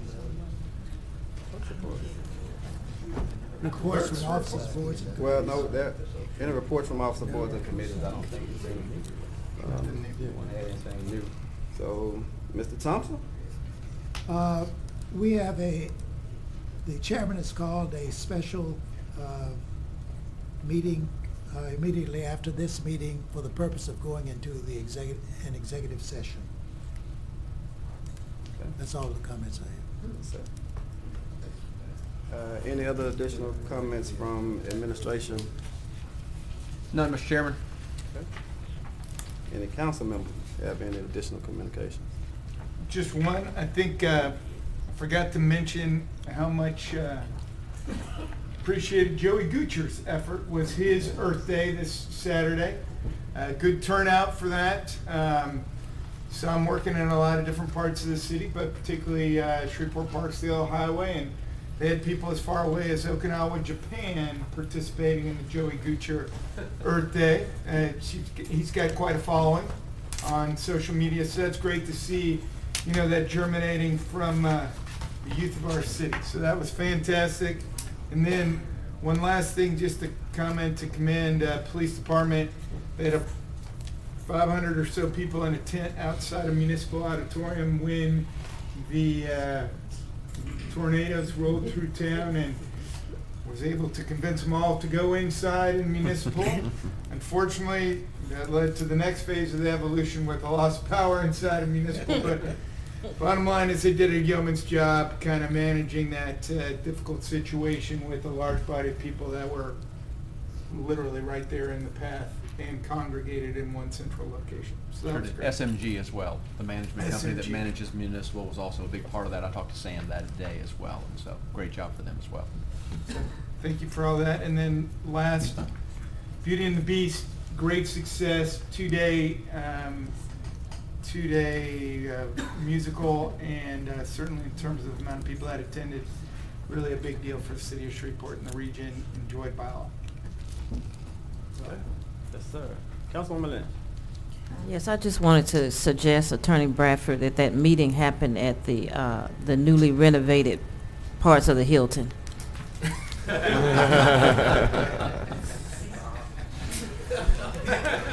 newly renovated. I think you got a couple of seconds on that. Councilman Corbin? I think we need to go over there and talk about it. Yeah. I had forgotten to mention this earlier. I wanted to thank Mayor Tyler, CEO Crawford, Chief Crump, you, and a number of other staff members who came out last night for a meeting at Caddo Middle Magnet to meet with parents of Caddo Middle Magnet and Eden Gardens Elementary students who had some concerns about things going on in the neighborhoods and how that affects the school. And I think that we had a nice 2-hour conversation and answered a lot of questions, some of them multiple times. And but I think that everybody left with some good information and feeling better about where everything was. So I appreciate everybody coming out and having a late night. Thank you, sir. I think we're down to public comment. Public comments, Ms. Bonnet, please. Which while she's making her way up here, I must compliment this this document that you've put together for folks. This is something that I think a lot of people would find useful. No, and just before she gets started, you know, it sounds like you had a great turnout on Thursday night last week. Unfortunately, I didn't know about it, but that doesn't mean you didn't send me an email or send me some, but I did not know. Did you know about it, Jeff? I did not. But of course, Kim Kraft, who knows everything, he knew about it. Well, I was told by multiple people y'all were at Captain Shreve, so I left it I at was that. at Captain Shreve, so that is true. But I would have been, but please include me on a future one. I sure will. I think Jeff and I are both excited about somebody kind of rejuvenating that organization. Yes. So. Well, thank you. And this is my first meeting here, so please forgive me if I make mistakes. My name's Sherry Bonnet. I live at 2613 East Cabot Drive. I've lived there for 26 years and decided to try to come out and do something with my community. I've asked forgiveness from my neighbors because I've kind of minded my own business, and it took some things to happen to kind of pull me out, and met with my neighbors and realized we had a major ordeal going on in our community, a lot of abandoned homes, vacant homes, rentals, homes for sale. And so I talked to my councilman, Mr. Everson, told him my concerns, and he has been very helpful. I think I called and left you a message, but I'll be getting with you this week for some more. I gave everyone this information. Did y'all get this? Yes. Mm-hmm. Okay. I talked to Mr. Everson too about, we've been talking to our community about lighting it up, locking it up. We've had a lot of, we're in District 5 and the crime there is extraordinary. But as I'm driving down Uri Drive, I noticed numerous street lights out. So I took it upon myself to make a note of it. I called, when I found out who to call, it was SWEPCO. They wanted poll numbers. I was out there this weekend with binoculars looking for poll numbers. There's not any. So I tried to get the closest landmarks I could find. And I submitted this to Mr. Everson and also to SWEPCO at about 1:30 this morning. May I suggest you send it to Councilman Corbett? Would be a really Councilman Everson shared it with Councilman Corbett as soon I as have he a comment received to it. make about that when she finishes. In your packet, I also gave you an invitation to our next neighborhood I meeting. got it in my calendar. But I did talk to the neighbors, and we did have a really good turnout for our first meeting. We had 85 people there, 67 registered with us, 24 were interested in helping out their neighbors. We have a lot of elderly in our community. We have disabled in our community. So we wanted them to have a way to contact us for help. We did give them an email address to contact us. We have gone out and mowed jars, changed out light bulbs, removed a broken flag off of someone's home that they couldn't get down after the storm. They also gave us some ideas and suggestions for future meetings, and we also discussed neighborhood concerns. I think with all the work going on Kings Highway and Uri intersection, our neighborhood has had a lot of cut-through traffic, and it continues to cut through with major speeding going on down through our intersection. We do have some lights that I added to this going into Anderson Island that are out. And we continue to have a lot of auto theft, auto break-ins, and burglaries. So we're just trying to come together as a community and make a difference. So let me say one thing. So I've been in multiple conversations, emails with police, particular with East Washington and the speeding relative to, I'm not going to say it's all related to the schools, but certainly the high volume traffic time is revolving around schools leaving from the Magnolia schools, or at least commensurate with the time associated. They've got, I believe they have 2 sets of speed indicators up on poles, right? I've seen one. Okay. I Maybe haven't they're seen either, 2. I can't, I'll look. the last conversation was either there was one on the westbound side when they were trying to get one on the eastbound side, whichever.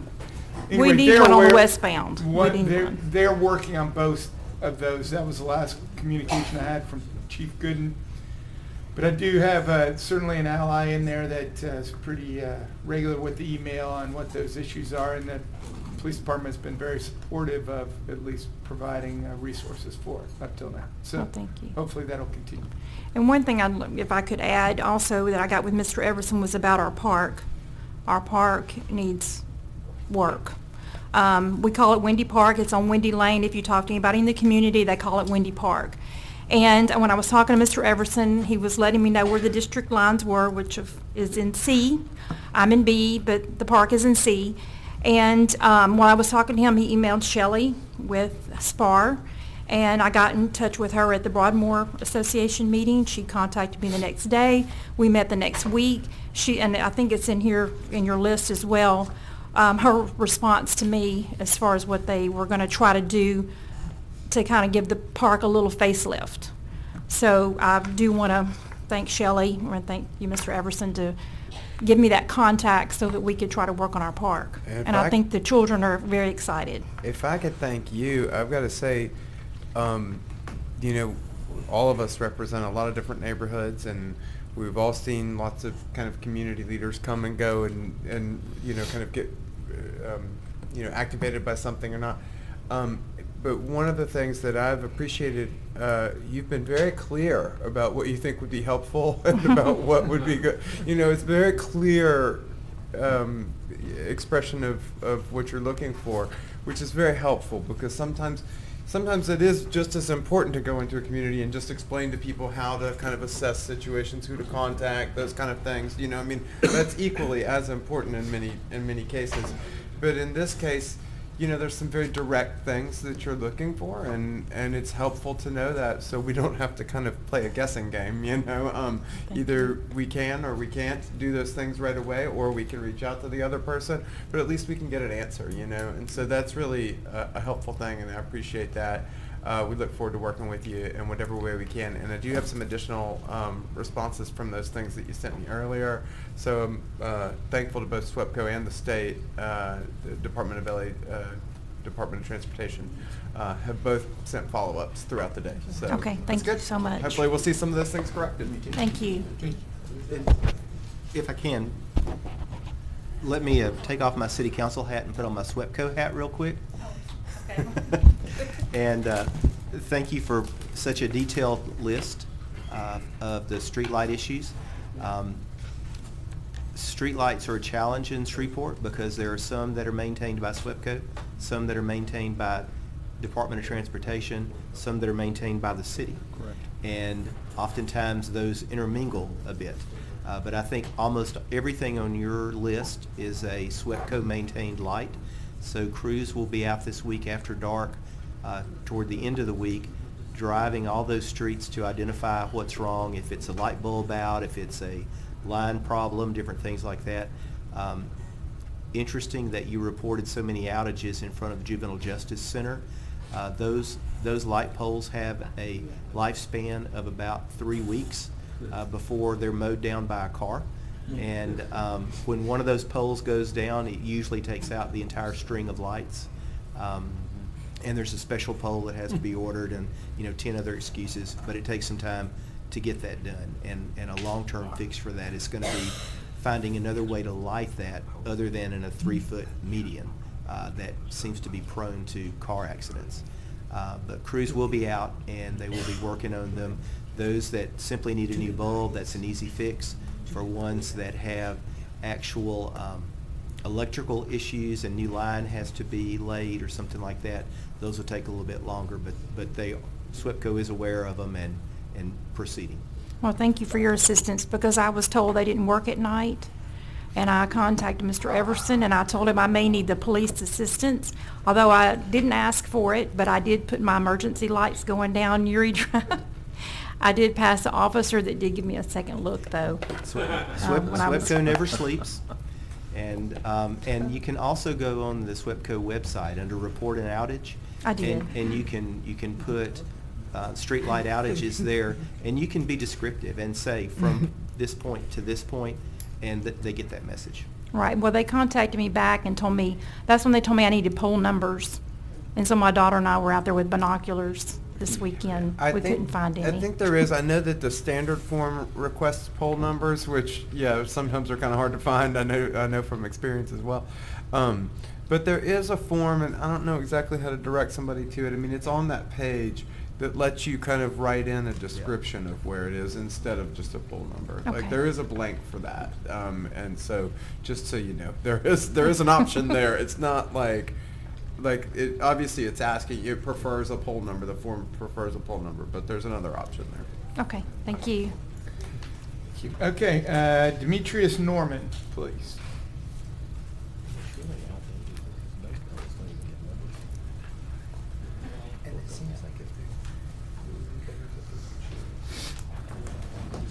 Good evening, everyone.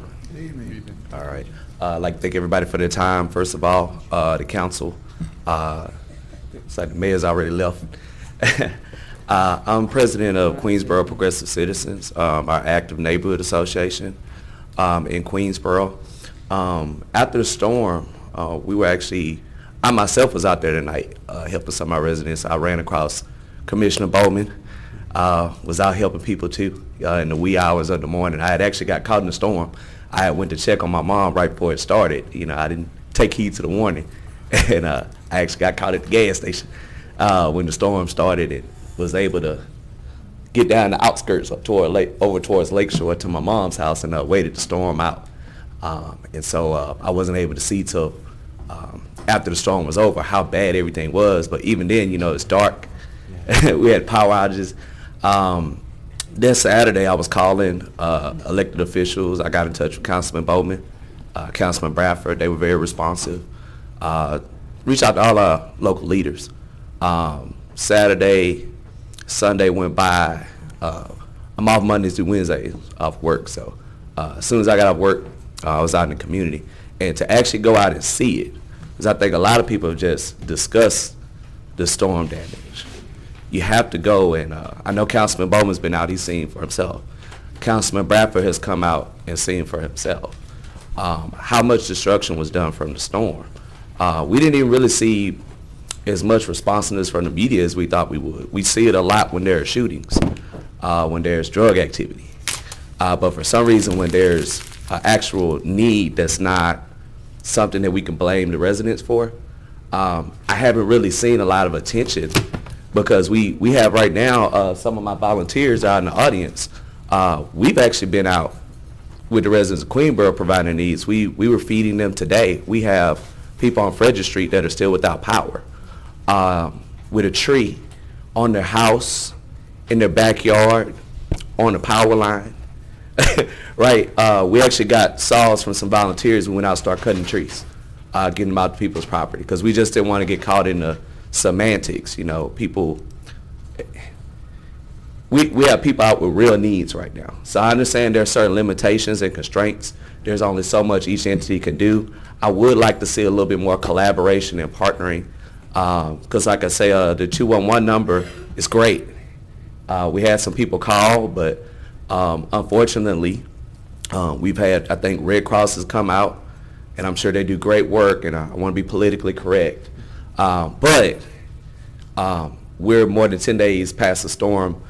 We still have people without food, they've had food spoil, they've not gotten assistance, can't get food stamps. We're talking about our working poor, our Alice households. So we've been out working with them, but we're just surprised about the lack of attention at this point, because the residents don't know. We're all professionals. We speak the same language. We can contact each other. We know. The residents don't know. And so we would like to see a little bit more effort in there. We thank the city crews for coming out and clearing the roads, getting debris out the side of the road. but we are going to have to come up with some kind of solution because we have trees laying on top of houses right now more than a week after the storm. We have people without power. We have people sleeping in hotels. We have people that are leasing property, landlords that have not stepped up and addressed the issues. We have trees on power lines that we're told is SWEPCO's responsibility. We're over there today cutting trees. We're looking at trees on power lines right now. So there's been a lot of the ball been passing back and forth. And like I say, we're not the type to just come and argue with leadership. We've been out there. We like to invite everybody else that like to come out. We got volunteers going now. You want to roll your sleeves up, come help some citizens. We welcome everybody to come on, but we would like to see a little bit more effort. We would like to not see it swept under the rug. We need some attention besides crime. It's more going on in Queensboro than crime. Some of these guys, some of these people we talk to, they're veterans.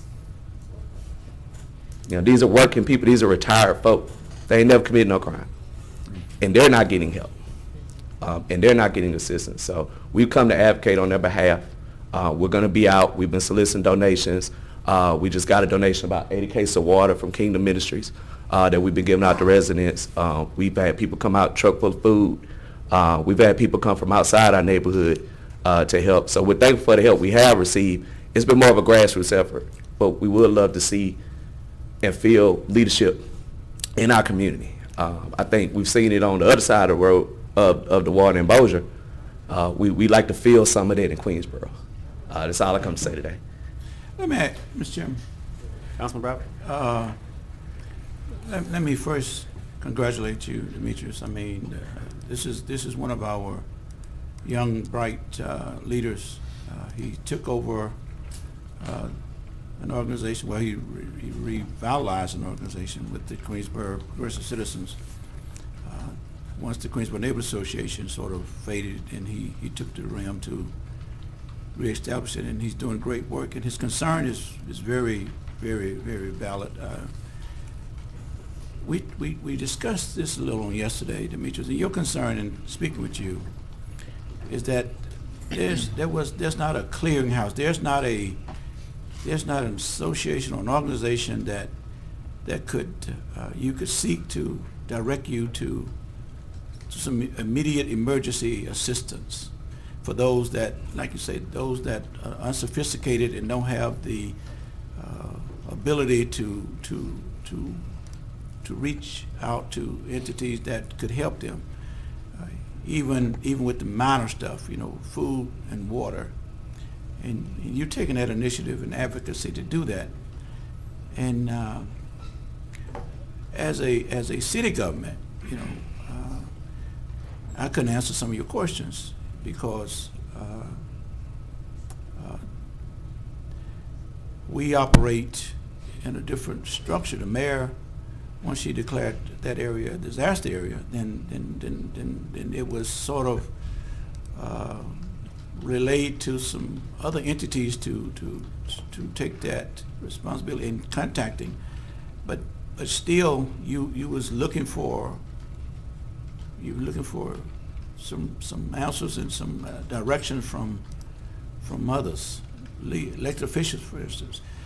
I'm hopeful, and I spoke with the mayor, that we could establish a hotline, a response team that could be this sort of organization or this sort of resource that you seek that could help. The fact that you've sort of congregated a group of young men who could help even cut down trees off of people's houses, which again, I would say 50% of the trees are still on houses. I don't know why, but they are, and but you guys are taking a risk as well, and but you're willing to take that risk. But the mayor earlier, Mr. Crawford, made some statements about some contact information. Was that made available? Yes. Yeah, I believe they've already passed it out. We got the website address and the 800 number right here. So I appreciate the website address and the 800 number. Absolutely.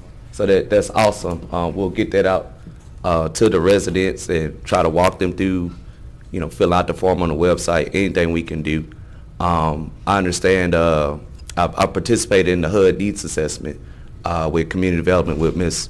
Bonnie Moore, and my understanding was that, and maybe we just need to become more knowledgeable of the structure and the resources, but I would think that out of community development dollars, there'd be something set aside for emergency preparedness, because obviously a low-income community is going to be a little bit more vulnerable to situations like these. Because I heard a lot of pushback saying that a lot of people have insurance and their insurance to take care of it. But we're dealing with people that are $20,000 below Alice. Sure, absolutely. Right. These are $12,000 to $20,000 a year households. Even our retirees, some of these people are on disability. They can't even afford the insurance. So, I mean, we're a town, we don't have a lot of private industry. We have a lot of nonprofits. Most people work for the government. I just can't imagine that there's not some mechanism to get a tree off a house. What did you say, Mr. Crawford? Yeah. No. I was just agreeing with the young man. So, from your experiences, are there any other resources that you could direct them to? There are certainly a number of resources, and I appreciate you coming up here. There's always lessons to be learned from any emergency incident. As a former fire chief, I know that everything doesn't always run perfectly, especially during an emergency. So getting feedback from the citizens on what was done and what was not done is certainly helpful, so the next time that it happens. I can tell you that from the city's perspective, when the storm hit, our first priority is life safety, and thank God nobody was seriously injured that we know about, and nobody was killed like there were in some other communities in our region. And so fire and police were out there that night, and I spoke to the fire chief that night as well to be kept up to speed, and so did the mayor. The second issue is sheltering issues and whether or not somebody needs shelter. That's a Homeland Security issue. That's the Sheriff's Department to activate those types of shelters. We're in communication with the Sheriff's Department. If you've said you have some individuals who need some sheltering or who've been staying in hotels, please give me that information before you leave here so I can provide that to the Sheriff's Department. There are vouchers that are available for those individuals for reimbursement for that, and so I can help you with that as well. Okay. The tree issues, the city's priority is always, and I know that Public Works was working from sun up to sundown in a lot of cases, and they were on some streets and they weren't on some. We only have so many people, and the storm cut a pretty large swath, and so their priority is to clear the roadways after life safety, clear the roadways to make sure that ambulances, fire trucks, police cars can get up and down those roads, as well as citizens can get out to get to doctor's appointments, can get to the grocery stores, can get to those needs and necessities that they need to. I know some of those instances were more than 70 locations where we had Public Works crews out cutting trees and removing debris to have those accesses and those city right-of-ways cleared as soon as possible. Some of those were delayed by SWEPCO power lines. I was in communication with Mike that weekend as well as with the mayor, and I know that we were waiting for some of that. I would hope that some of that's at least been resolved by now. I'll follow up with that. If you have specific addresses I do. where that has occurred, please, before I leave here today, if you can, I'm going to give you my card with my email address. If you can provide me those instances, and I can work with SWEPCO, work with Councilman Corbin to see if that power has been terminated to where we can work collectively together to remove that tree. Yeah. There is an issue with private property and the city not being allowed to enter private property. Now, if it's one of our trees that fell under private property, we can mitigate that. But if it's a private property that fell into it, we don't have permission to enter a private residence to make that whole. And so that's something that we work with our partners. We work with Homeland Security because there are other agencies, there's other nonprofit agencies that do provide those services. So if I could have a list of those homes as well, Yeah. get to Homeland Security, because I know that there were some volunteer organizations, the Southern Baptist Ministry or something along those lines was out this last weekend, and they were volunteering their efforts, and certainly we can see if we can collaborate and cooperate with them to have them provide that additional assistance. So we're definitely interested in everything you have to say. I want you to know that the city and Mayor Tyler, we're sending all available resources. She directed all available resources that we had to be able to do that. But I think you're right. I think some of that, what you're talking about and needing additional assistance with food stamps and sheltering, Yes. that's a Homeland Security issue. But we're certainly partners with the Sheriff's Department here, who provides those additional service for when the declaration was declared by the mayor's office.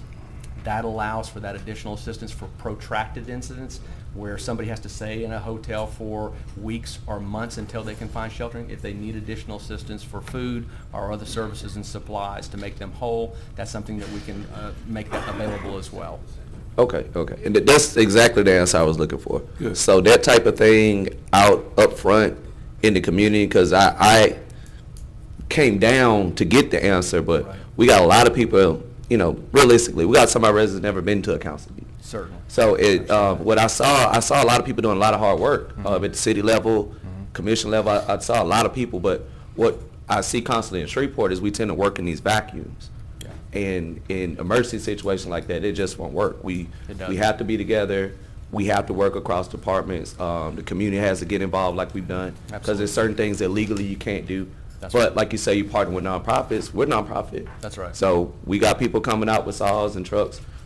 Make us aware of resources, if it's things that we can step up and do, or if you can make it easy for us to do. So I'm a computer guy with an engineering check. I was out there working a saw today.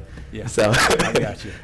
you know, not really my specialty, but I'm willing to do it. But we got people that are willing to help. We got people blowing up our social media, phones, emails. They're wanting to come out and help. So now we really just need to organize and maybe partner with other entities. And we're happy to do that. Yeah, because we probably won't get a lot done yelling at SWEPCO. No. I'm sure they've done great things. But like I say, I'm looking at trees on power lines. Some of the stuff in Queensboro, I think the lines are supposed to be cut back a certain amount of feet from the lines, and we got power lines going right through the trees, growing into the trees. And one of the streets I was on, when the neighbors we were helping, you could jump up, touch one of the lines. It's so low. Okay. So, I mean, I just feel like there's maybe something leadership can step in and do and advocate. We as need far to as know those about things. that, and one of the things that we'll do and we'll commit with, we're gonna put somebody from Public Works with you tomorrow, if somebody's available from your organization to ride around in the community. Good. Mr. Chairman, to take a look at these specific instances, so we can list down. Mike Woods is our Director of Public Works. He's over here, and he was the head of the crews that were out there cutting the trees. Okay. So we're gonna assign somebody to you tomorrow to be able to go with someone from your organization, so we can look down and write those addresses down. Okay. And then we'll try and connect them with a resource that'll help them. Yeah, that's what we're looking. Just look for a plan and partnership, because we realize you guys can't do everything. We have to do our part. Certainly. And we were certainly willing to It do that. sounds like you're doing plenty.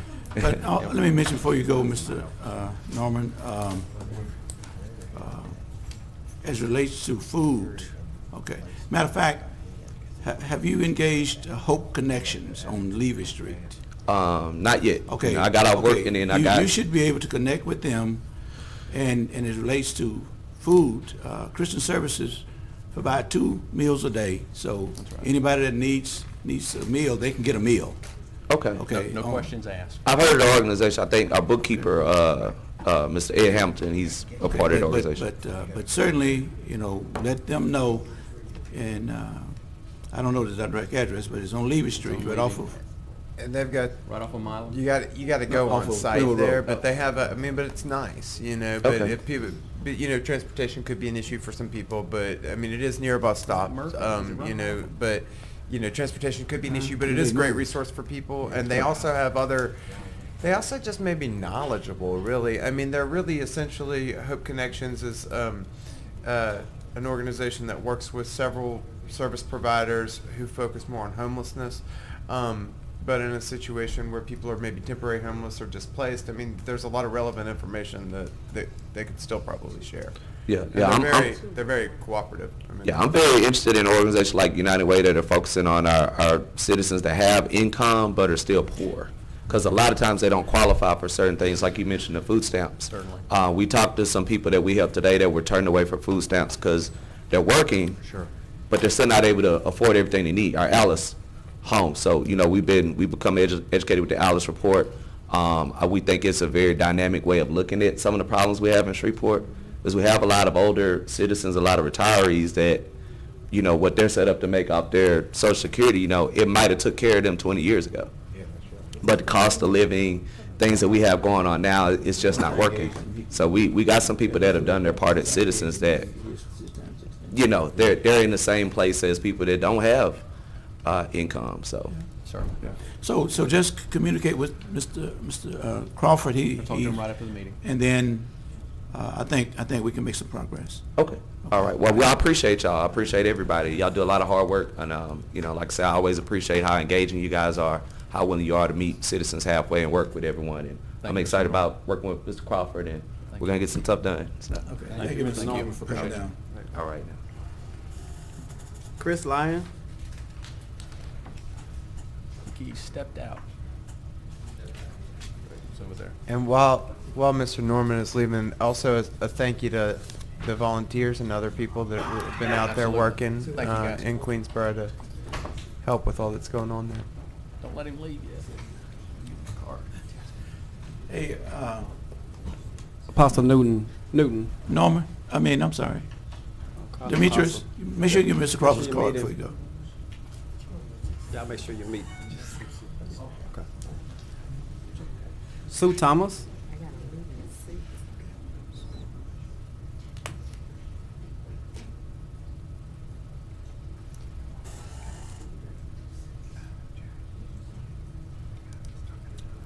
Thomas is here to speak on violence and nuisance in District F. Yes, in District F. Good evening. How's everybody doing? Okay, you state your name and This address is a for the long record. meeting, but it was a very fruitful meeting. I just want to say to the people, if they're still here from Queensboro, that I'll be reaching out to you because I'm kind of a all about, know about. So, but I want to address. Your my name address. is Sue Ann Thomas. I live at 3540 West 70th Street, Shreveport, Louisiana 71108. Since December of 2013 up until the present, I've lived in the same address. Recently, I'm more or less concerned with the noise nuisance. I've reached out to the Shreveport Police Department. I've reached out to the mayor's office. I even reached out to my city councilwoman, Ms. Lynch, and to no avail. It's still going on. The 6900 block of Jewella, which is known 6900 block, it's right there. They had recently had the shooting. Well, 4:40 that morning a.m. I'm hitting the floor with phone, calling to find out my son. It sounded like a war zone. 5 people were injured in that shooting. Of course, you know that made the news. It's not the first time. It's the Easter Sunday, the Friday before the shooting, and then the day of the shooting, which was April 15th. I have collaborated with, let's see, I think his name was, Captain Chief Wayne Smith, with some data that I have documented ever since 2013. Yeah, I documented, kept dates, times I've called the police, times the police didn't come out, and everything.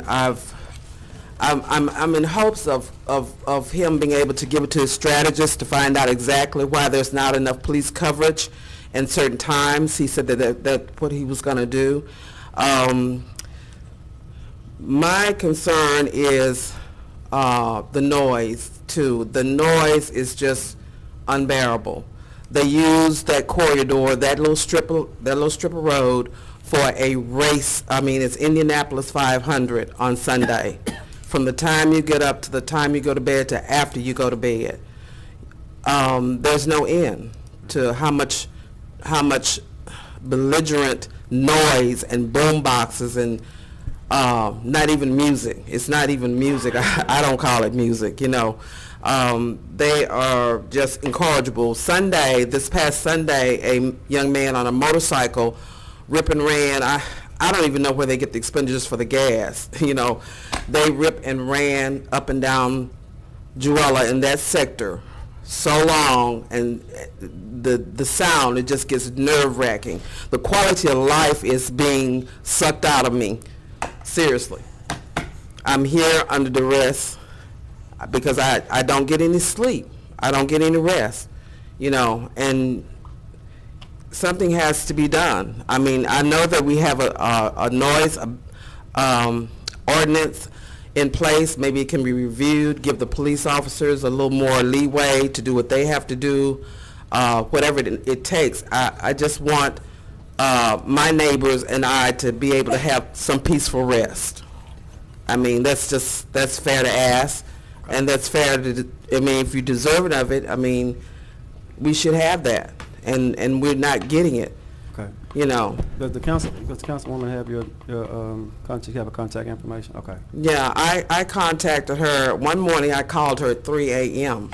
Oh Lord. She was awake, wasn't she? Yeah, well, she was then. Because I made sure I got no rest. I couldn't sleep, so I said, why should she? You know, but no pun intended. But that's just how the cookie crumbles. You know, when I am constantly badgered by noise. And I've got to the place I've named these guys. I have Zoomer on the motorcycle and Boomer in the car. Boomer comes through and he's just, you know, and I just really think that if they would just set up some kind of surveillance, some type of recordness, you know, they call it Crenshaw, you know, back in the day, you know, they call it Crenshaw. Well, if they get out and set enough officers to do a reconnaissance to just, I mean, they probably could have avoided the accident, the shooting. I can't say one way or the other, but if their presence is there, it could be a deterrent for those people to come through and do what they do. You know, Would you like to? that's all I got. I mean, I just really. I was probably for something else. I've forgotten what it was. Okay. We can maybe have a to speak with. What was the block number again, 69. It's 6900 block. Since that That's time, right there by seven. it's 6900 block, Jewel, is where Secrets is. And believe it or not, everybody say it's Secrets. No, it's not. Those group of people are older, mature people that go in and have pool tournaments. My son actually visited there, and he said, Mom, he said, those people are real calm. The tattoo shop that was there at that particular time, and since he's now, I believe he backed up a trailer to that location, and now since has probably gone somewhere. I hope he's gone. But I contacted the owner of the property and asked them were they going to evict him after the shooting, and he said no. Well, lo and behold, I think he's moved on his own. I'm hoping that that's the case, because it brought. I called what do they call it? That plans the times that they used to plan the times that the businesses could stay open and things like that. Who is it? Planning Commission. Yes, I talked to a gentleman down there, and he said, Mr. Clark, I believe his name was, and he said that they no longer govern the time they could stay open and close. But this guy would take advantage of that. I mean, maybe that can go back and relook at that thing again, because he would stay up until 3 and 4 o'clock in the morning. So his people thought, you know, since you're open, we can just have at the parking lot. They square their tires, they do donuts, they rev their motors, they're out there and engaging, and all of a sudden the Easter Sunday night was the first time since I've lived there they shot off 2 rounds of bullets. And it's just, you know, if this keeps happening, we're going to lose the quality of our neighborhood. And this is how it happens. And I all but want to get a switch myself and go out there and, you know, give them what their mama didn't give them. But, you know, that's not my place. You know, my place is to just try to come out for my neighbors who can't come out for themselves. And I'm up to here with it. We can have PD take another look at it. They have the information. We get PD to take a look at Get it. SPD to come out and take a look at it. If you have some more information you want to pass on to Chief Crump while he's in the back. Yes, I can. Yeah, Okay. that's fine. Let me Thank you very say much. Thank you for coming down, Ms. Thomas. You're welcome. When she called me, I did answer my phone. Yes, she did. Because if I'm, you know, if I hear it and I'm available, I answer my phone. And she did tell me while I was up, so I figured you need to be up. She did say that to me. Well, Y'all thought I was joking about that, but no, I wasn't. I think I told y'all about that at the time when it happened, but, you know, I know that SPD, you know, has made contact with you in the past. CLO and the supervisor, they've devised some strategies, but that's been, you know, I know a couple of years, maybe a year and a half ago now. And so, you know, if Chief Crump Ms. Bill is here today, some of that personnel may have changed since then, since the original operation there. And it's unfortunate, you know, as you said, we don't have an opportunity to raise other people's children. And a lot of the problem, the police would be chasing folks all night. Pretty much, but if they You come know, right in that but block, they get them. But we have an issue that we're aware of that happens every summer, you know, with the I guess they used to call it Crenshaw Cruising. I don't know what they call it now. Is they still calling it that? I may be out of date, but it's still happening. And I know the police department has dedicated a lot of resources just for doing basically responsibility that parents should be doing. I know there was a recent shooting at 4 o'clock in the morning and juveniles were involved. And I'm just trying to figure out what a 16-year-old is doing out at 4 o'clock in the morning. It makes sense. Yeah, that's right. You know, and so we'll get, you know, with you, get the new personnel engaged, because they have strategies and things that they can, you know, they can implement. Okay. Some of it, as you know, sometimes when the police get there, they're gone. They wait a little while, then they come back. I think, you know, that was a situation that was happening at one time. That's right. You know, and all the time the police may not be able to pull back, you know, over there because there are other things going on, you know, all over the city. And so, but I'm sure that, you know, we'll put forth the maximum effort. And I really feel, you know, bad that it's disturbing your sleep, you know, and your quality of life, but we'll do everything we can to assist you, okay? No, I appreciate it. You know, that's all I ask for. Thank you. I appreciate everybody's time. Thank you. Thank you, Ms. Thomas. Thank you for coming down, Ms. Thomas. And Chief Crumble.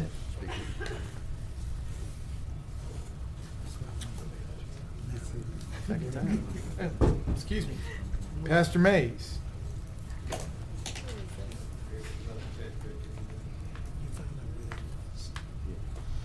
Good-looking T-shirt. Should have picked one of those up myself. I was hoping that you would. But anyway, thank you. Pastor Mays, 10398 Buncombe Road. I told them that I was going to wear this T-shirt on today. They did a beautiful presentation this morning, which you related to. I'm here concerning an old problem that has continued to go on continuously over and over and over again. And I know that there are a lot of council persons that have a problem with hearing some form of the truth. But if you look at the stats from 1965 up until the present day, over 50 plus years now, you'll find out that as it relates to economic job opportunity for African Americans throughout the country, it is a fact that Caucasians get paid more than African Americans do. That's just a fact. They're also a fact that even though we have housing discrimination laws on the books, they're not being enforced. Because I know a lady, Councilman Jenkins, that took out a $30,000 loan, they're now paying $100,000 plus back. And some people would say, that's good math, that's fair. But those are predatory lenders. That's not fair. And I know you all have a scope of things that you have to deal with. And I know people don't want to hear when it comes down to some of the core issues that we need to deal with as a city. Most people say, well, Pastor Mays, Willie Bradford, most people say, Pastor Mays, why don't we just forget about the past and move forward? Well, as it relates to police brutality, misconduct in the African American community, it still exists. So how can a people move forward when the very thing that we're trying to move forward on, it happened in the 60s, is happening now? The relationship between African Americans in the police department is not an old thing. It's not a new thing, thank you, Jesus, but it's an old thing that still exists. And until we get people that's going to face reality that we have a problem, and unless we all come up together, you know, it's easy, and thank you, Councilman Jenkins, it's easy to ignore something if you refuse to look at it. I can close my eyes to a lot of stuff. And people ask me, well, Pastor Mays, why you continue to come down and ask this council? Because what most people need to understand is that the branches of government, the state, which we just went to, and the local government has a direct impact on the individuals within this city. I'm not concerned about so much of what's happening on a federal level, which that is something to be concerned about, but I'm concerned about what's impact us now. And we being 50-some% of the population, 56% of the population, or 57, and then when it comes to job procurement, when it comes to income equality, when it comes to getting adequate housing and all that stuff, it's sad that, you know, we are faced with the same thing. We pretty much have to beg for stuff that should automatically be done. And that's why I'm encouraging every voter in this city. People think that voting doesn't matter, but it does matter. And putting the right people in office and holding those people accountable, it does matter. The only way things are going to change is that the citizens of this city is going to have to stand up. There's going to have to be a great awakening for African Americans in this city, because I looked at the last voter turnout. It's ridiculous. And until we start saying we need to do something about some of these problems and holding some of these people accountable for what's being done, we're going to continue to get the same thing. As I said years ago, the definition of insanity is what? To keep doing the same thing over and over again, expecting a different result. This is where we at. And they can get mad at me. They say, well, we don't like the idea that we have to deal with the racial injustice that happened throughout this city. I'm concerned about this city. In other cities, what they do is fine, but I'm concerned about this city. And I'm not blaming everything on people of another color, because we have to hold some of the blame ourselves as well. But what I'm saying, it should be an equal playing field as it comes to contract procurement for black people as well as Hispanics, whites, or whoever. So this is an old argument that's continued to come up over and over again, Chairman, in our communities. Mr. Larkin, and I'm gonna get ready to take my seat. Mr. Larkin came up. Mr. Larkin came up years ago. But this body here wasn't even here. And I was standing right here then. Mr. Larkin came up years ago, and I asked Mr. Larkin a question. I said, Mr. Larkin, as it relates to development in the African American community, is there any insight on doing anything like that? I know you made money years ago. Mr. Larkin said, Pastor, I'm just going to be honest with you. Those areas, contractors are not willing to come in and revitalize those areas. Well, if you don't try to do something to help those communities, then what's going to happen? The neighbors are going to move, and you're going to have a hood. And nobody wants to live in the hood. And that's just a fact. Time expired. Oh, I know it would. Thank you. Let me say this, Mr. Chairman. But we're still going to deal with the truth. Pastor Mays, listen very carefully. Now, yes, sir. I appreciate you, okay?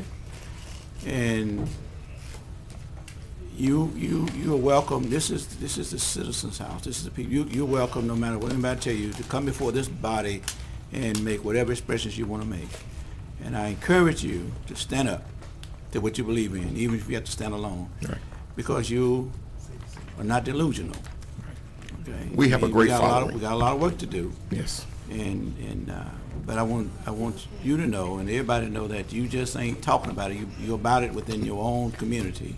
That's correct. And we're gonna catch up.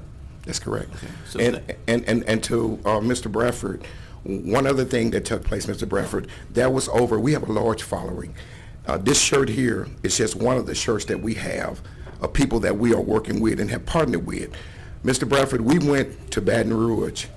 The state legislators in Baton Rouge on prison reform on House Bill 168. Those people, as I said before this council previously, decided that they was going to take a lunch break for 3 to 4 hours. Now, where do that happen at? So this is the kind of hypocrisy we're dealing with. So either we're going to face the truth or not. But I thank you guys, because you all are at least working together to try to get stuff done, and we pray that this city as a whole can start to move forward. Instead of saying, let's get a slice of the pie, then we need to slice the pie in half, because a slice just won't work anymore. God bless you. Right. Mr. Sammy Mears. Sammy Mears, 1901 Centenary Boulevard, Shreveport, Louisiana, 71101. I was watching Final Jeopardy on Jeopardy as of last week, and the college students tried to win $100,000 and a trophy. Alex Trebek said, phrase it in the form of a question. And then he read the clue, and then he said, you have 30 seconds. Good luck. They played the Jeopardy music as usual. After the music, two got the form of a question correct, and they doubled their score for $100,000. The third contestant wrote down, that's all, folks. Well, of course, he was wrong. Wrong. That's not the form of a question. That's all, folks. Ain't no question. That's dumb and ridiculous. Anyway, the thing is, he lost $19, but he won the $100,000 and the trophy. So that was really something. And I got to tell a lot of people at my church, including Mike McGirt, who just shook his head like this in disbelief and said, go to your class. Boy, was I glad to. Also, this coming Saturday, April 28th, will be a Highland block party at 520 Herndon Street at Knoll United Methodist Church from 11 a.m. until 1 p.m. with food, music, activities, and door prizes. Come if you can. And Jeff, I did get your message on my machine. I never had a chance to call you back, but I'm glad you let me know about what I wanted to know. And I'm sure that in the weeks and months to come, I'll find out what I need to know at Centenary and Olive when they do produce whatever's there, or if something just keeps the building the way it is. Mr. Ken Kraft. You change it up. You send me his land. Ken Kraft, 157 Archer Avenue, 71105. Couldn't make it 2 weeks ago. Want to thank again the chief and the mayor for coming to the BNA meeting 3 weeks ago, and Oliver and Captain Shreve. And I was thinking about what I sent Oliver and Jeff about BC, and maybe it's better to have two councilmen. You got 2 votes out of 7 instead of 1. But I know Gary Joyner generally tries to keep a neighborhood in one district, but in 2010 it just didn't work out. I just wanted to thank the people who signed my nominating petition when I made my little announcement, and it was little, 2 local TV stations at Snowflake Donut, but I did it on the 18th because my wife's a year anniversary of quitting cigarettes. Thank you. And it's really nice just walking and engaging people and meeting them. They're very friendly. I've had about 97% of those I ask sign my nominating petition. I don't know if anybody else wants to do it. I just have a caution. Try to make sure they're a registered voter, and don't ask state civil service workers, city workers. They'll sign it if they don't know, but in fairness, it's political activity and they're not supposed to. And then about ethics law, talking to former Councilman Michael Long yesterday at his home, 236 Preston, yeah. And he got caught in a squeeze because he didn't think he had to file financial disclosure, and the ethics board slapped him with a $2,500 fine. So a word to all of you guys, May 15th is your deadline under 72 William 1161A, I think. Anyway, ethics financial reporting is due for last year by May 15th. And I didn't want to do this on May 8th because y'all would only have a week, and there's a lot of information you might need to gin up, and you don't want to get caught short. And I don't know if it applies to appointed people like the chief, the city. Thankfully, it's pretty like But they wait till tax time, so you don't want to get got that $100 a day information fine. gathered already. And the last appreciate thing, the timing. the last thing is listening to Demetrius and the tornado on the 6th of April, Friday night, coming home from Baton Rouge to Lafayette, picking up 3 grandkids, hit that dang storm right there in DeSoto Parish.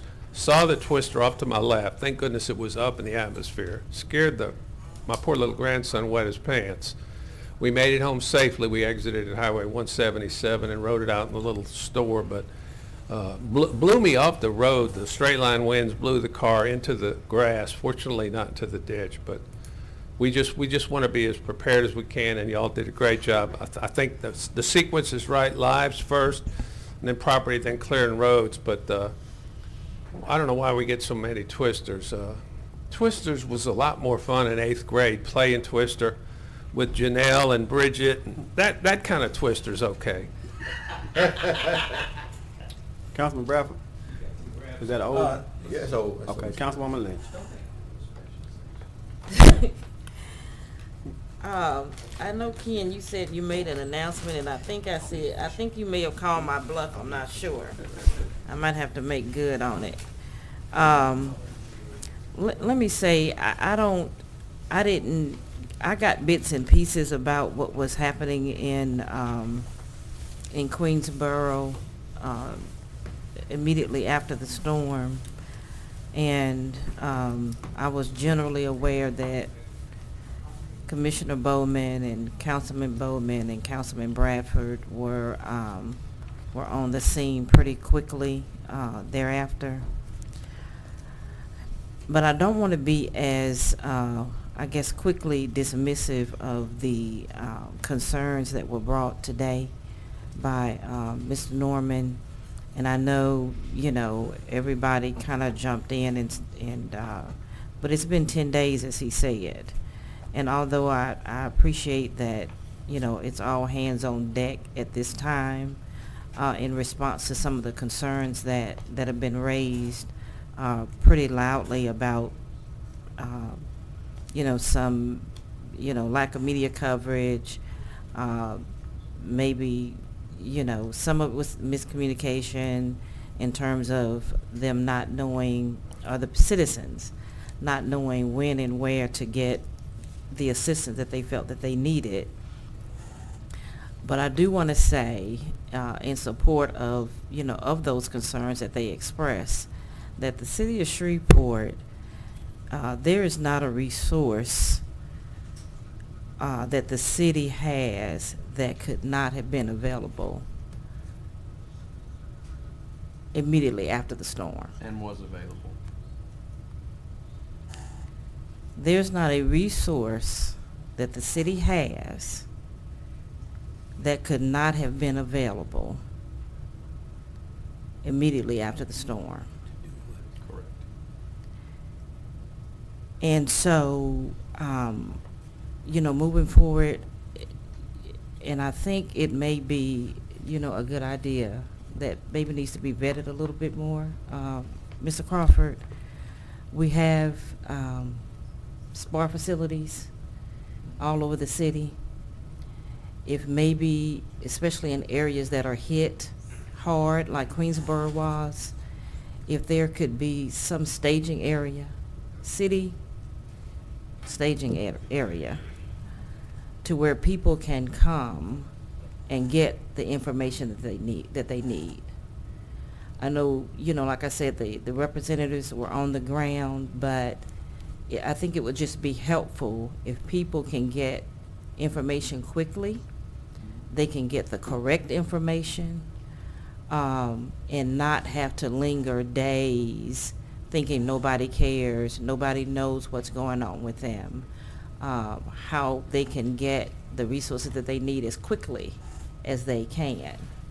And so that may be something that maybe we can partner with those groups like QPC, who are already there working with the citizens, know the people in the area, to set up staging area where even the Red Cross and even other nonprofits, because it's kind of hard when you don't really know who's in charge.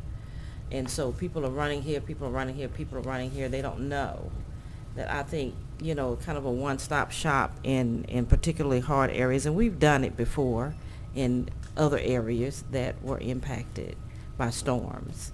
And so I would like to see that happen, in areas like Queensboro, going forward.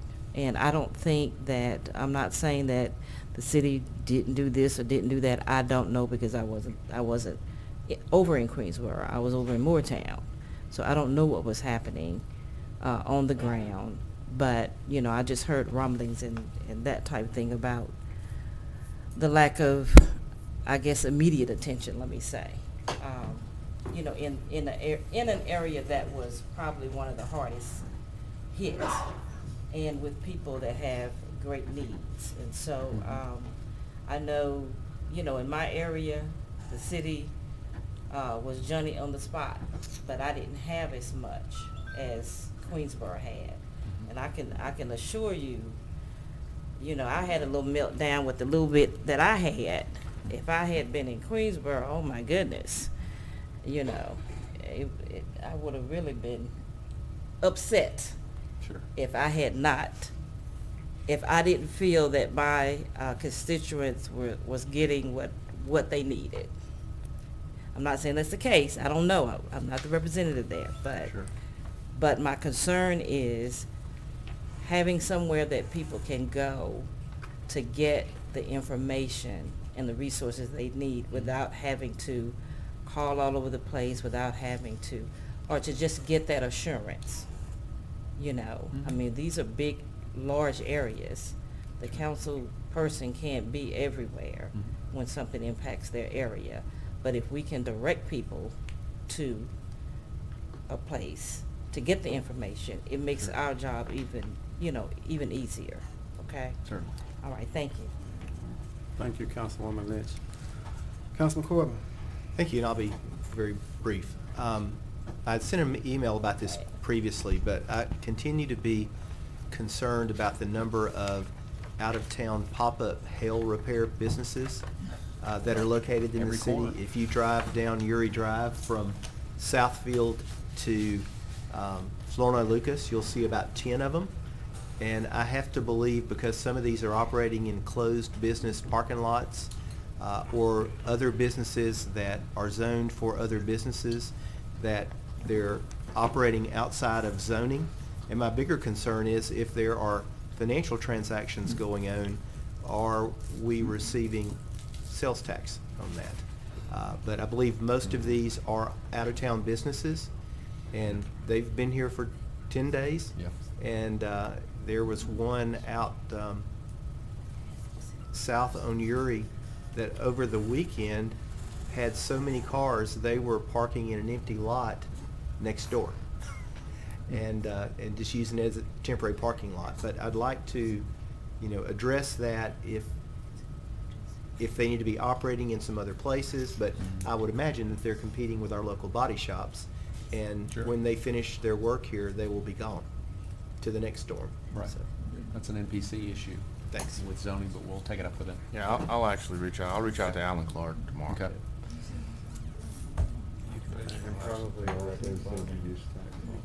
Yeah. Yeah, I've got a connected sales and use who I'll reach out to too. And you might, I mean, Charles has been notified of it, but I'm not Yeah. sure where it's been. Okay. That's it, Mr. Chairman. I'm ready for that gavel.